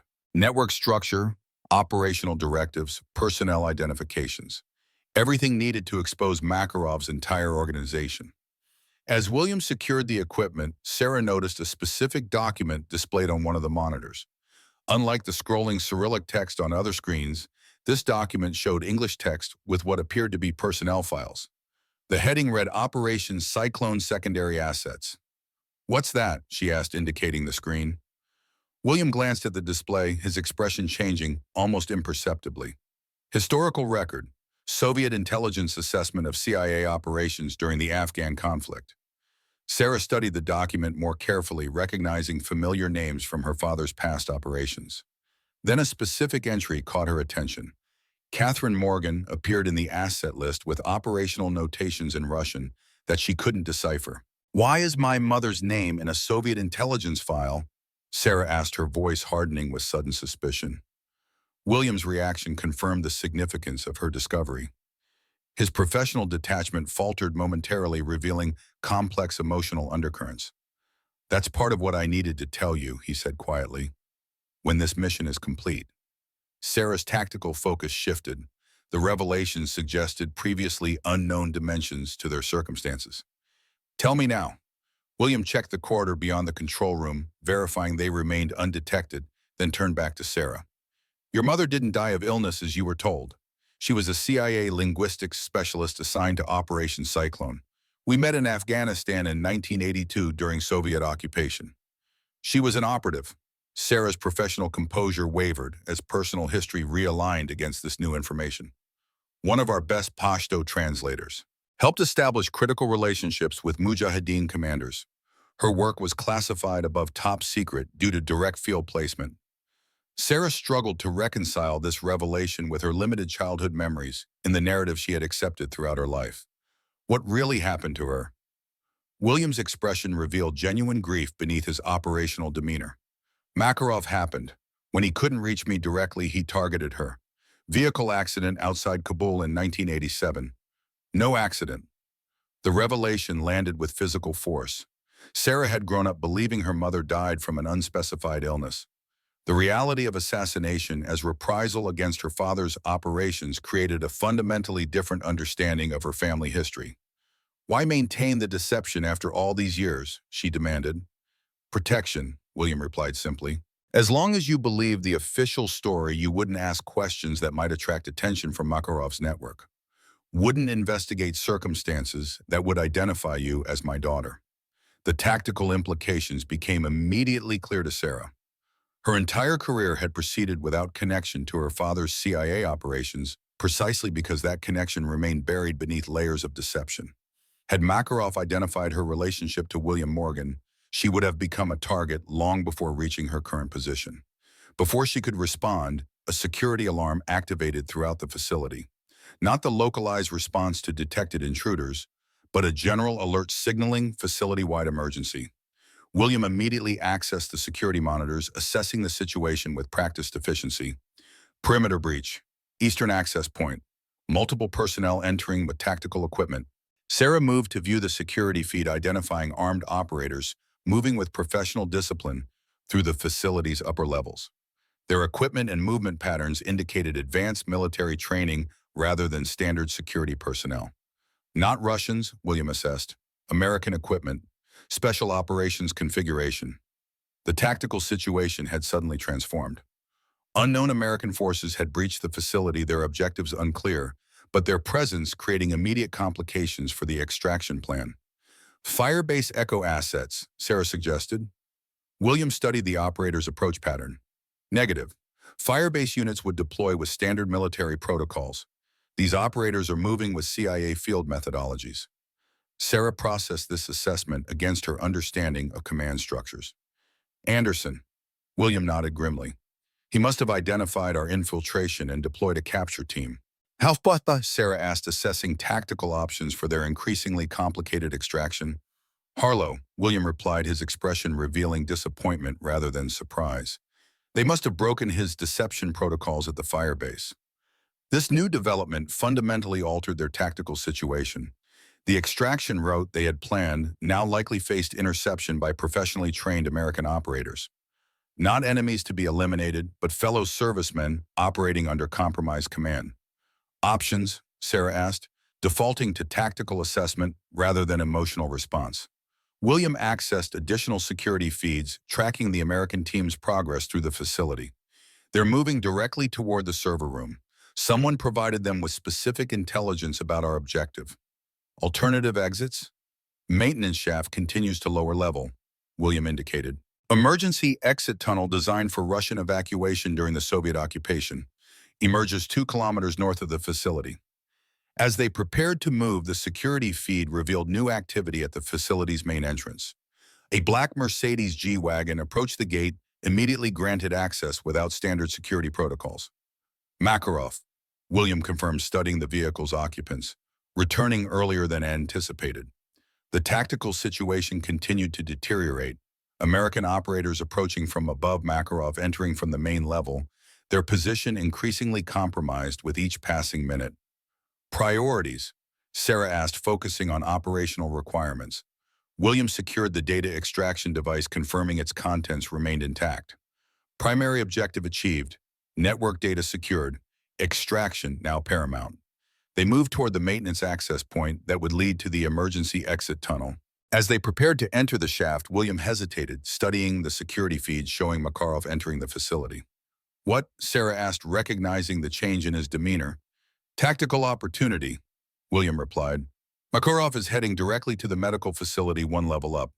Minimal security detail due to emergency response focused on the American team. Sarah immediately grasped his intention. Objective modification. Target of opportunity. William nodded, once his expression revealing the personal vendetta that had sustained him through 16 years of deep cover operation.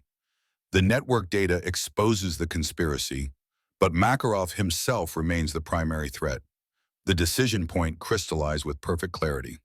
Their extraction route led downward to relative safety.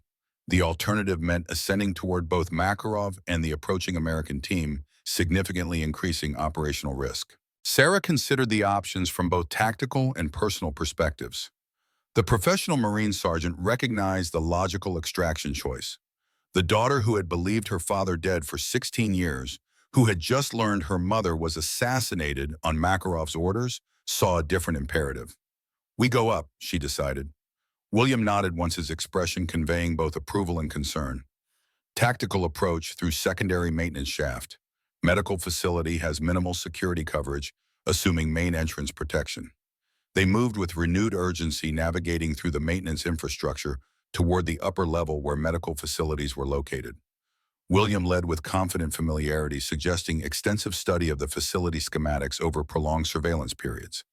As they ascended through the maintenance shaft, Sarah recalibrated her tactical awareness. The mission parameters had expanded beyond data extraction to potentially include high-value target elimination. Not a standard military objective, but aligned with CIA operational directives for compromised intelligence assets. They reached the access point adjacent to the medical facility. William deployed a fiber optic camera through a ventilation grate, conducting visual reconnaissance before committing to entry. The small display showed a modern medical suite with equipment far beyond standard field hospital capabilities. Makarov sat on an examination table, his jacket removed to reveal a bandaged shoulder wound. A medical professional attended to him, while two security personnel maintained position near the main entrance. Their attention focused outward, monitoring for threats from the primary corridor rather than maintenance access points. William withdrew the camera and outlined the tactical situation with hand signals. 3 targets in the medical suite. Additional security likely in adjacent corridors responding to the facility breach. Limited window for action before the American team reached their position. Sarah acknowledged the assessment and prepared her weapon. The confined space would require close quarters engagement rather than the distance shooting she specialized in. She drew her sidearm, confirming suppressor attachment and chamber load status. William performed similar preparation, then held up 3 fingers, initiating the countdown sequence. 3, 2, 1. They breached the maintenance access point in perfect coordination. William engaged the security personnel with immediate precision, 2 suppressed shots eliminating the threats before they could respond. Sarah simultaneously targeted the medical professional a single round, ensuring he couldn't interfere or raise alarm. Makarov remained seated on the examination table, his reaction revealing professional assessment rather than panic. His eyes registered recognition as William stepped fully into the light weapon-trained center mass on his former captor. "William Morgan," Makarov said in accented English, his tone suggesting mere inconvenience rather than mortal danger. "I thought perhaps it was you causing problems in the valley today." "Hello, Nikolai," William replied, his weapon unwavering. "It's been a long time." Makarov's gaze shifted to Sarah, studying her with calculated assessment. "And you brought your daughter. How sentimental." His cold smile revealed nothing beyond professional evaluation. "She has her mother's eyes." Catherine was equally stubborn about operational parameters. The casual reference to her mother triggered Sarah's emotional response, but her training maintained tactical discipline. Her weapon remained steady, covering Makarov, while William approached. "Your network is compromised," William stated flatly. "The entire operation exposed. Every asset, every connection, every black fund transfer, currently uploading to CIA headquarters." Makarov appeared unmoved by this declaration. "Inconvenient but hardly catastrophic. Networks can be rebuilt, assets replaced. You of all people should understand operational resilience, William." "Not this time," William countered. "The data includes evidence of Anderson's activities. Your entire American military intelligence pipeline is burned." For the first time, Makarov's expression revealed genuine concern. "Anderson is merely one node in a much larger network. You've spent 16 years pursuing a phantom while missing the larger operation." "Enlighten me," Williams suggested, maintaining tactical advantage while extracting additional intelligence. Makarov studied him with calculated assessment, clearly weighing strategic options against his immediate survival requirements. "The Cold War never ended, William. It merely transformed." Russia, America proxies fighting through deniable operations. Afghanistan today, Syria tomorrow. The names change, but the game continues. And you profit from both sides. Sarah observed, identifying the operational pattern from her military experience. Makarov acknowledged her assessment with slight appreciation. She is perceptive. Weapons to insurgents, intelligence to coalition forces. The conflict sustains itself through predictable human behavior, including revenge. William noted his weapon still trained on Makarov's chest. Is that why you're here? Makarov asked, his tone suggesting disappointed professionalism. 16 years of deep cover work culminating in a personal vendetta. I expected better strategic thinking from you, William. This isn't about revenge, William replied. It's about completing the operation, eliminating a threat to American security interests. Makarov's expression revealed subtle amusement. How dedicated to American interests are you, William?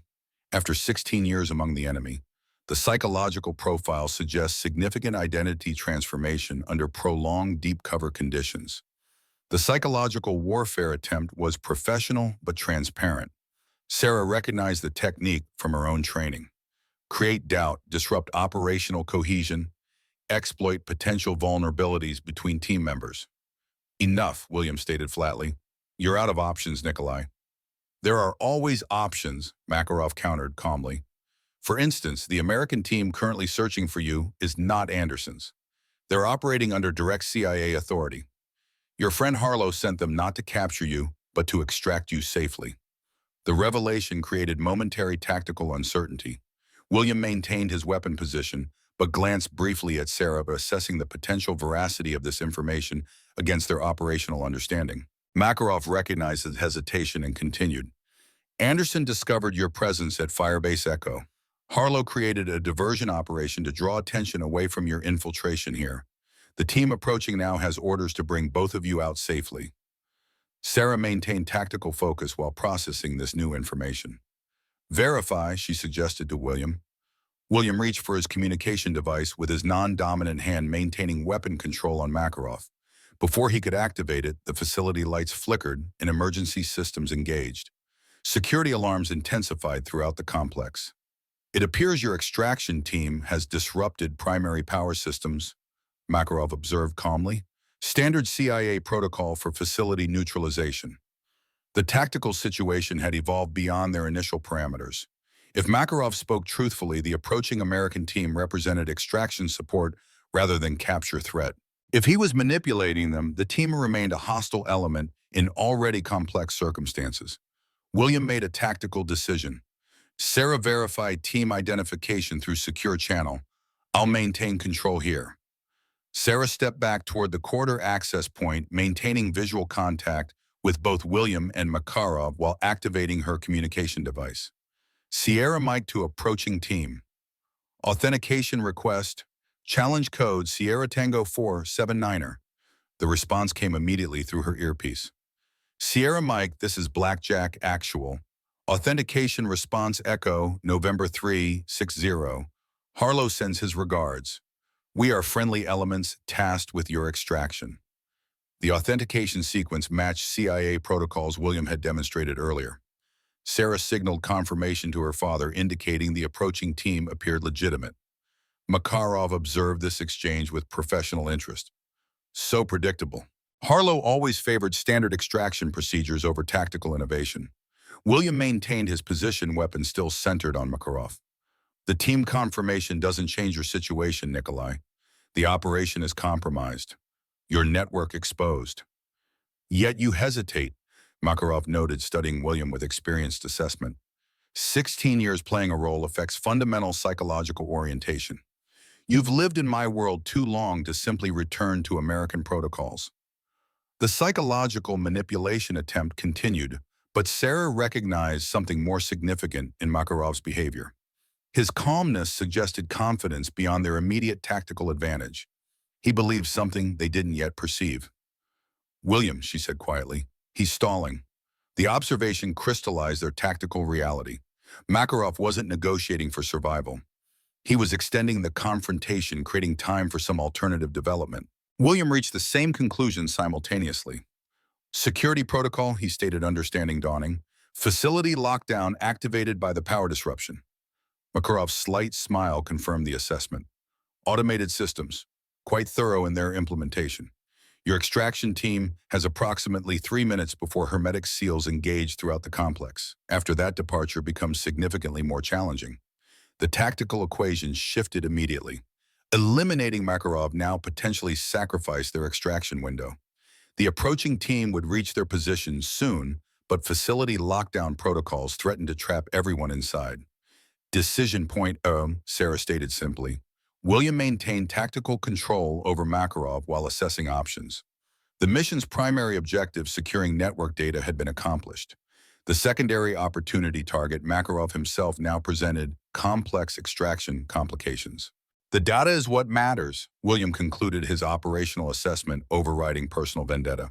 We move now. Makarov's expression revealed genuine surprise at this decision. 16 years, William.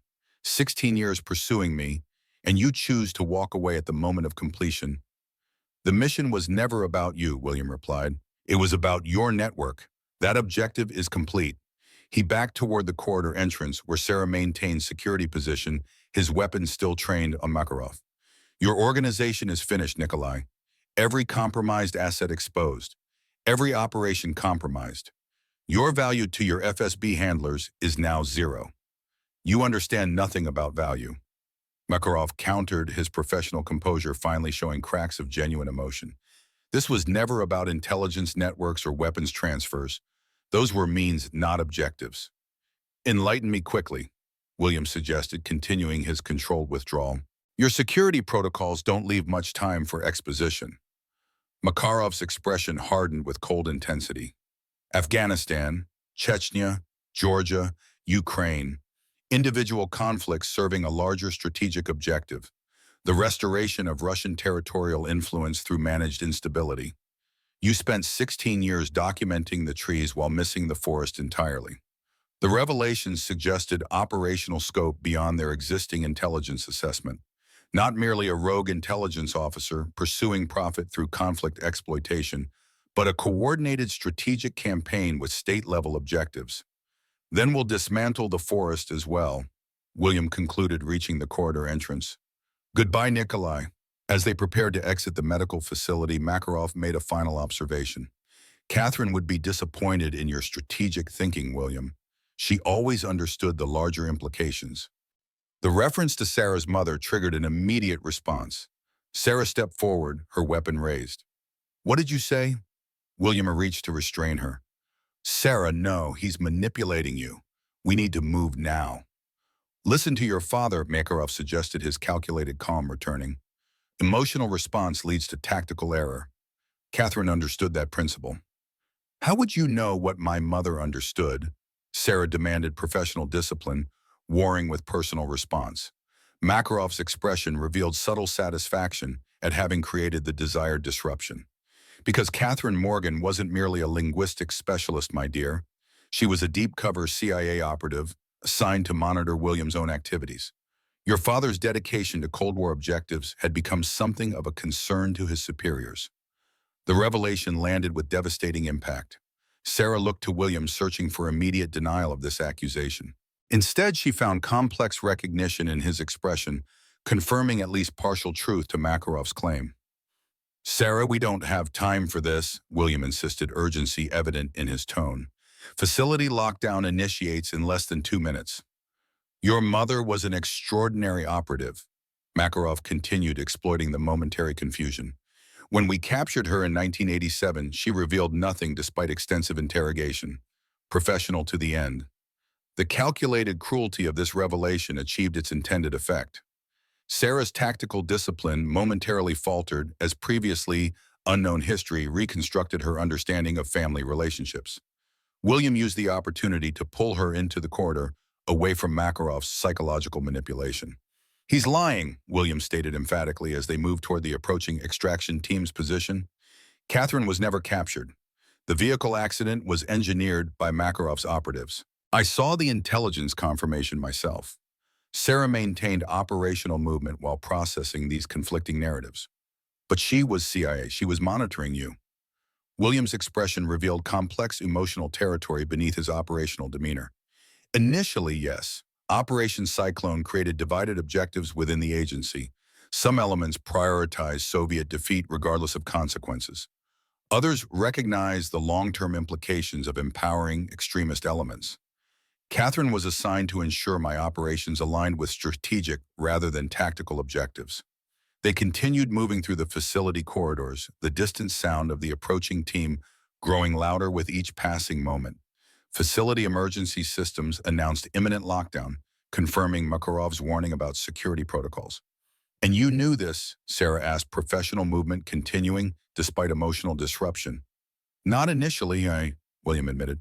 When I discovered her assignment, we were already married. You were already born.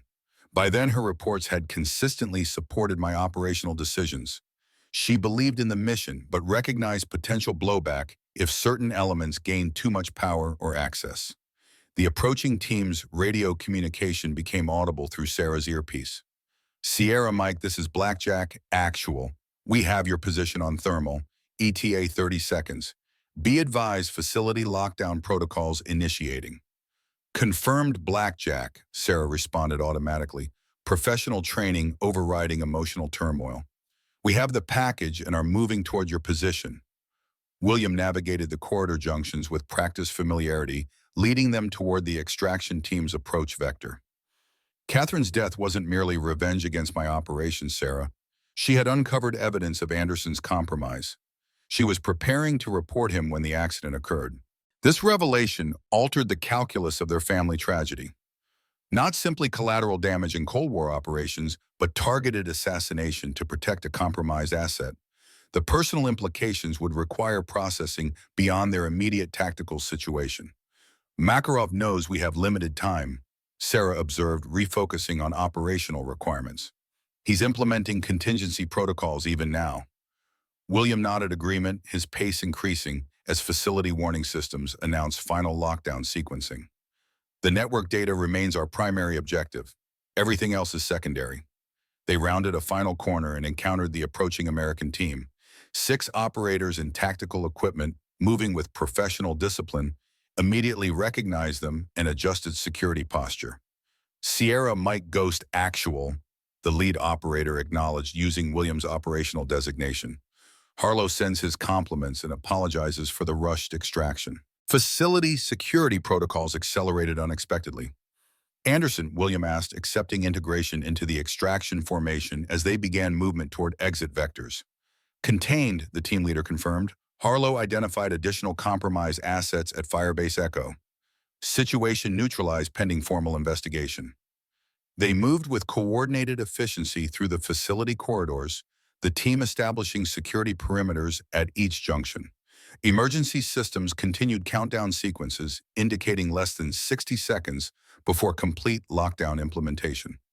Extraction vehicle is at the main entrance, the team leader explained as they approached the facility's upper level. Helicopter waiting at secondary location 5 kilometers north. As they neared the main entrance, an explosion reverberated through the facility structure. The team immediately adjusted formation, establishing defensive positions while assessing the new threat. Status report, the leader demanded through his communication system. Main entrance compromised, came the response from their perimeter element. Vehicle explosion, multiple hostile forces approaching from North Ridge. The tactical situation deteriorated rapidly. Their primary extraction route now blocks secondary options limited by imminent facility lockdown, hostile forces converging on their position. William immediately assessed alternatives, his operational experience evident in rapid tactical processing. Maintenance tunnel, he suggested to the team leader. Eastern sector bypasses main security architecture. The leader acknowledged without hesitation, accepting Williams' expertise regarding facility layout. Blackjack elements adjust extraction route, follow Ghost Actual's lead to alternate exit point. They moved with renewed urgency through the facility corridors, alarms intensifying as lockdown procedures approached completion. William navigated with absolute confidence, leading them through increasingly utilitarian sections of the complex toward the maintenance access he had identified earlier.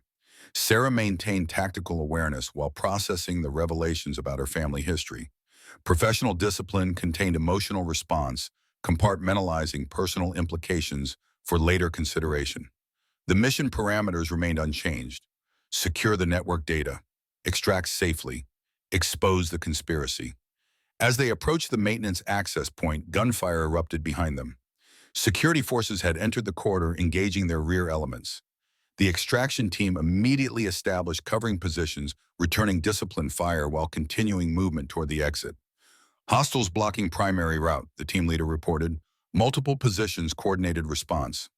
William assessed the tactical situation with experienced calculation. They're following Makarov's contingency protocol, containment rather than elimination. He prioritizes the network data over personnel. The team's rear security element reported increasing pressure from facility forces. Ammunition expenditure accelerated beyond sustainable levels for extended engagement.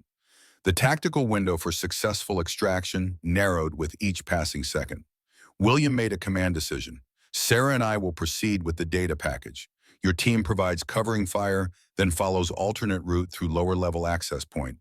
The team leader hesitated momentarily, weighing operational priorities against extraction protocols. Negative. Team remains intact until extraction complete. The data is what matters. William countered, his tone carrying the authority of decades of operational experience. Everything else is expendable, including us. Sarah recognized the tactical logic while rejecting the operational conclusion. We move together, she stated firmly. Marine protocol, no one left behind. The tension between CIA operational parameters and military extraction protocols created momentary command uncertainty. The team leader assessed both arguments against increasing hostile pressure and facility lockdown warnings. 90 seconds to implement Williams' plan, he decided finally. Primary package moves now with Morgan and Ghost Actual. Team provides covering fire, then executes secondary extraction through lower level as directed. The decision established clear operational priorities. The intelligence package would proceed with Sarah and William, while the extraction team created tactical space through coordinated covering fire. The approach balanced mission objectives against personnel extraction priorities. William led Sarah through the maintenance access point as the team established defensive positions. The narrow utility passage extended beyond the facility's main security architecture, eventually connecting with external access points designed for infrastructure maintenance. As they navigated the confined space facility, lockdown protocols completed their sequence. Mechanical sounds reverberated through the structure as security barriers engaged and environmental systems cycled to isolated operation. Behind them, the sound of continued gunfire indicated the extraction team maintained their covering position. They won't all make it, Sarah observed, professional assessment, recognizing tactical realities. Williams' expression revealed the calculation of operational cost against mission objectives. They understood the parameters when they accepted the assignment. The cold pragmatism of intelligence operations contrasted sharply with Sarah's military experience. Marines emphasize personnel extraction regardless of operational complexity. CIA protocols prioritize intelligence objectives above individual operators. The philosophical difference revealed fundamental distinctions between their professional backgrounds. They continued through the maintenance tunnel, eventually reaching an exterior access point that had escaped the facility's lockdown protocols. The exit emerged on the eastern face of the mountain ridge, providing limited cover but clear extraction vectors toward the designated helicopter landing zone. Williams secured the access point behind them, then assessed their tactical situation. Darkness provided concealment advantages, but thermal detection systems would track their movement across exposed terrain. The helicopter landing zone lay 5 kilometers north, requiring extended travel through potentially monitored territory. Route assessment, Sarah asked, defaulting to tactical planning rather than dwelling on the personal revelations that had emerged during the operation. Williams surveyed the landscape with experienced evaluation. Ridgeline provides maximum concealment from ground-based observation. Valley floor offers faster movement but increased exposure risk. Sarah conducted her own tactical assessment, applying sniper methodology to route selection. Split approach, I move ridgeline, you take lower elevation, creates tactical confusion for tracking elements. The approach demonstrated professional innovation beyond standard extraction protocols. William acknowledged the tactical advantage with professional appreciation. Agreed, maintain communication discipline. Rally at grid coordinates 3 kilometers north for final approach to extraction point. As they prepared to separate, William hesitated momentarily. Sarah, he began, professional demeanor softening slightly. What Makarov said about your mother. Later, Sarah interrupted, maintaining operational focus. Mission parameters first. Personal history after extraction. William nodded once, respecting her professional discipline, while recognizing the emotional complexity that awaited resolution. 3 kilometers north. Watch for Russian thermal tracking protocols along the eastern approach. They separated, each taking their designated route toward the extraction rally point. Sarah moved along the ridgeline, utilizing natural terrain features for concealment, applying the landscape reading skills her father had taught her years before. William proceeded along the lower elevation, maintaining parallel movement while creating separate tracking signatures for any pursuit elements. As Sarah navigated the difficult terrain, her mind processed the operational implications of their mission's success. The network data secured from Makarov's facility would expose compromised assets throughout American military and intelligence operations in Afghanistan. Anderson's betrayal represented merely one node in a sophisticated conspiracy that had influenced strategic decisions for decades. The personal implications proved more challenging to integrate. Her father's resurrection after 16 years of presumed death, her mother's previously unknown role as CIA operative, Makarov's psychological warfare suggesting deeper complexities within their family history. Each revelation reshaped her understanding of her own identity and professional development. After 40 minutes of careful movement through darkness, Sarah approached the designated rally coordinates. Using her tactical monocular, she conducted careful surveillance of the area before proceeding. No indication of hostile presence. No sign of William yet either. She established position in a defensible location with clear observation of approach vectors, then waited with professional patience. Minutes passed without contact. Sarah maintained tactical discipline, controlling breathing, minimizing movement, becoming part of the landscape as her father had taught her. After 17 minutes, movement registered on her peripheral vision. A figure approached from the western vector, moving with the disciplined pattern she recognized as her father's operational signature. She allowed him to approach within recognition distance before revealing her position with a preset signal pattern. William acknowledged with corresponding signal, then joined her position. Area secure, he confirmed quietly. No indication of pursuit elements. Extraction helicopter reports ready status at landing zone 2 kilometers north. They proceeded together toward the final extraction point, maintaining tactical spacing and security awareness, despite the apparent absence of pursuit. Professional discipline required assuming potential surveillance until successful extraction confirmed operational completion. As they approached the landing coordinates, rotors became audible in the distance. The extraction helicopter approached with minimal illumination, using terrain following protocols to avoid detection by hostile observation posts. The pilot demonstrated professional skill, bringing the aircraft into a confined landing zone without standard approach procedures. They moved quickly toward the helicopter as it settled onto the rocky ground. The side door opened to reveal Lieutenant Colonel Harlow himself rather than expected extraction personnel.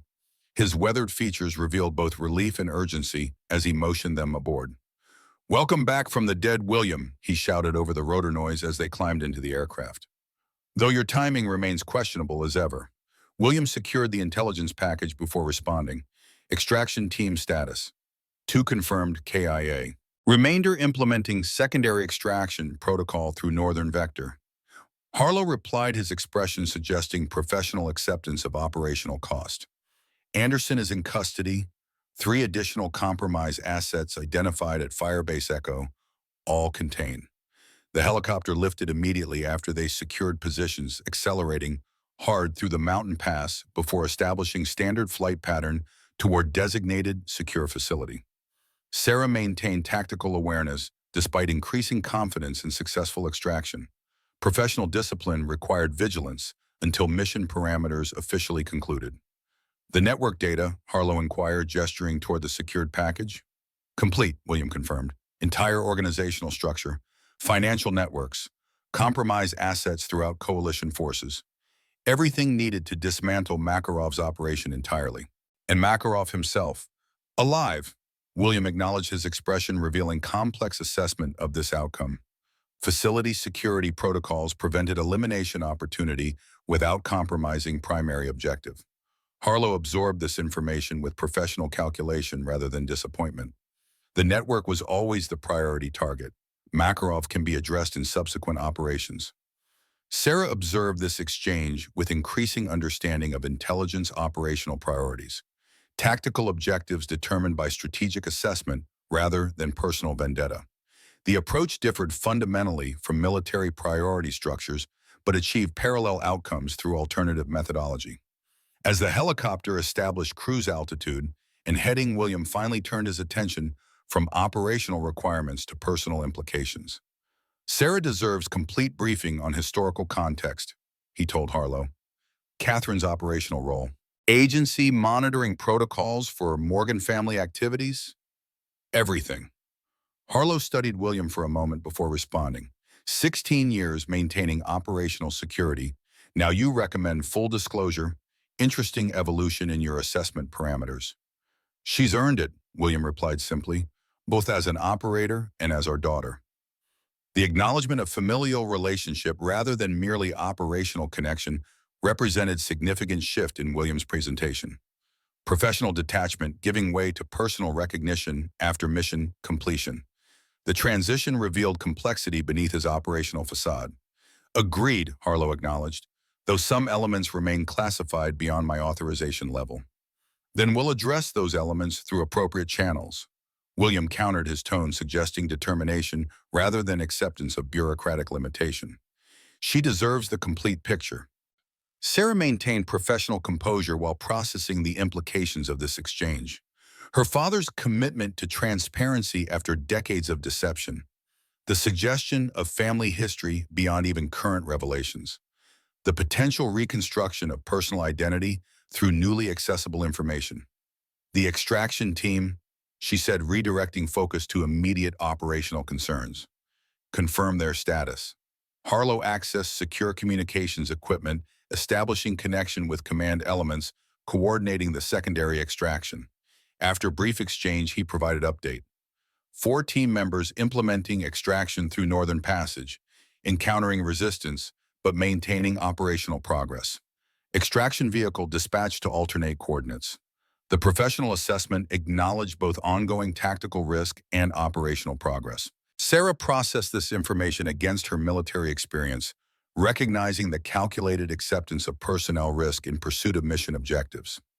Standard intelligence operational parameters rather than military extraction priorities. As the helicopter continued towards secure facility, William finally addressed the personal implications directly. Sarah, he began, his tone shifting from operational authority to something more uncertain. What Makarov said about your mother was psychological warfare designed to disrupt tactical cohesion, she completed clinically. Standard interrogation methodology. William acknowledged this assessment with slight nod. Yes, but contained elements of truth deployed strategically for maximum impact. That's what makes effective manipulation. Catherine was CIA assigned initially to monitor Operation Cyclone activities, including my own. That much is accurate. And the rest, Sarah asked, maintaining professional demeanor despite personal investment in his response. Distortion of actual events, William replied. Catherine was never captured, as Makarov suggested. She discovered evidence of Anderson's compromise and was preparing official report when the vehicle accident occurred. No accident, as you now understand. Sarah processed this clarification against her tactical understanding of intelligence operations. She was targeted specifically because she identified Anderson. Yes, William confirmed, though we didn't establish that connection until years later. Initial assessments suggested generalized targeting of CIA assets rather than specific counterintelligence operation. The reconstruction of historical events provided contextual frameworks for Sarah's understanding of her family history, not merely collateral damage in Cold War operations, but targeted elimination to protect compromised intelligence networks. The personal tragedy embedded within larger strategic conflict. When this is finished, Sarah said finally, I want access to her operational files, complete record of her CIA activities. William exchanged glance with Harlow, unspoken communication passing between experienced intelligence officers. Some elements remain classified, William acknowledged, but I'll ensure you receive everything available through appropriate channels. The helicopter banked slightly adjusting course toward final approach to secure facility. Below the Afghan landscape continued its ancient existence, indifferent to the human dramas played out across its surface. Generations of conflict, foreign interventions, strategic objectives pursued and abandoned. And within that vast tapestry of historical forces, the small but significant story of the Morgan family. Makarov said something else, Sarah noted, recalling their confrontation in the medical facility, about larger strategic objectives beyond weapons transfers in intelligence operations. The restoration of Russian territorial influence through managed instability. William's expression confirmed the significance of this observation. Yes, that represents the actual strategic threat we've been countering. Individual operations compromise assets, intelligence networks all serve larger geopolitical objectives.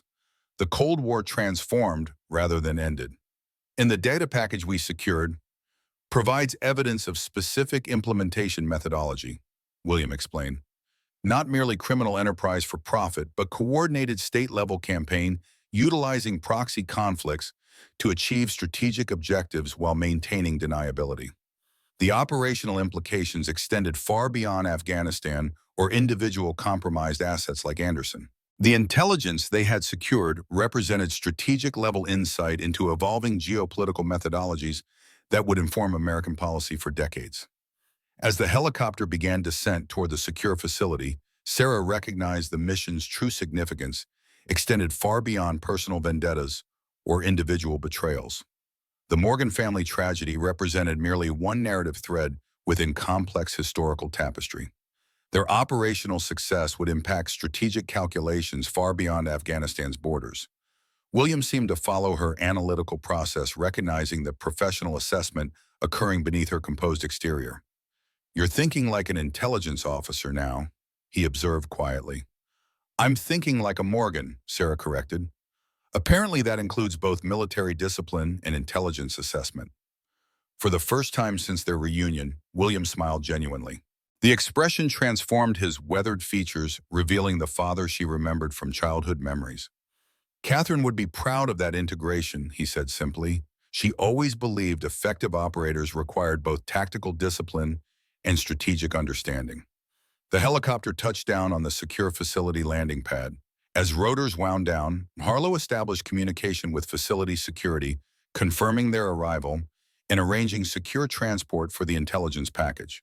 Professional protocols resuming after the emotional complexities of extraction operations. Before disembarking, William placed hand briefly on Sarah's arm, establishing personal rather than operational connection.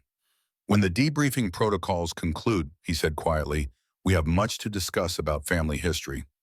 Sarah nodded, once acknowledging both the professional requirements awaiting them and the personal revelations yet to be processed.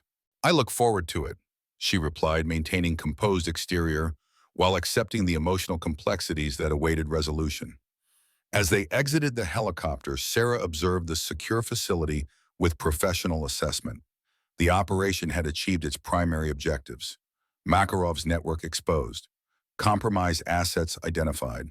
Strategic intelligence secured. Her father restored from operational death to acknowledged existence. Yet the mission's true completion remained future tense. Understanding her mother's role in intelligence operations. Processing 16 years of deception maintained for operational security. Integrating professional identity with newly revealed family history. For now, debriefing protocols demanded attention. Intelligence package required secure processing. Operational details needed documentation for historical record. The professional requirements provided structure, while emotional implications awaited proper context for resolution. Sarah Morgan, Marine Corps sniper and daughter of CIA operatives, followed her father and Harlow toward the facility's secure entrance. The ghost of Coal Valley had completed its mission. The family ghost would require further exorcism through truth and reconciliation. Both processes demanded professional discipline and personal courage, qualities she now understood inherited from both parents.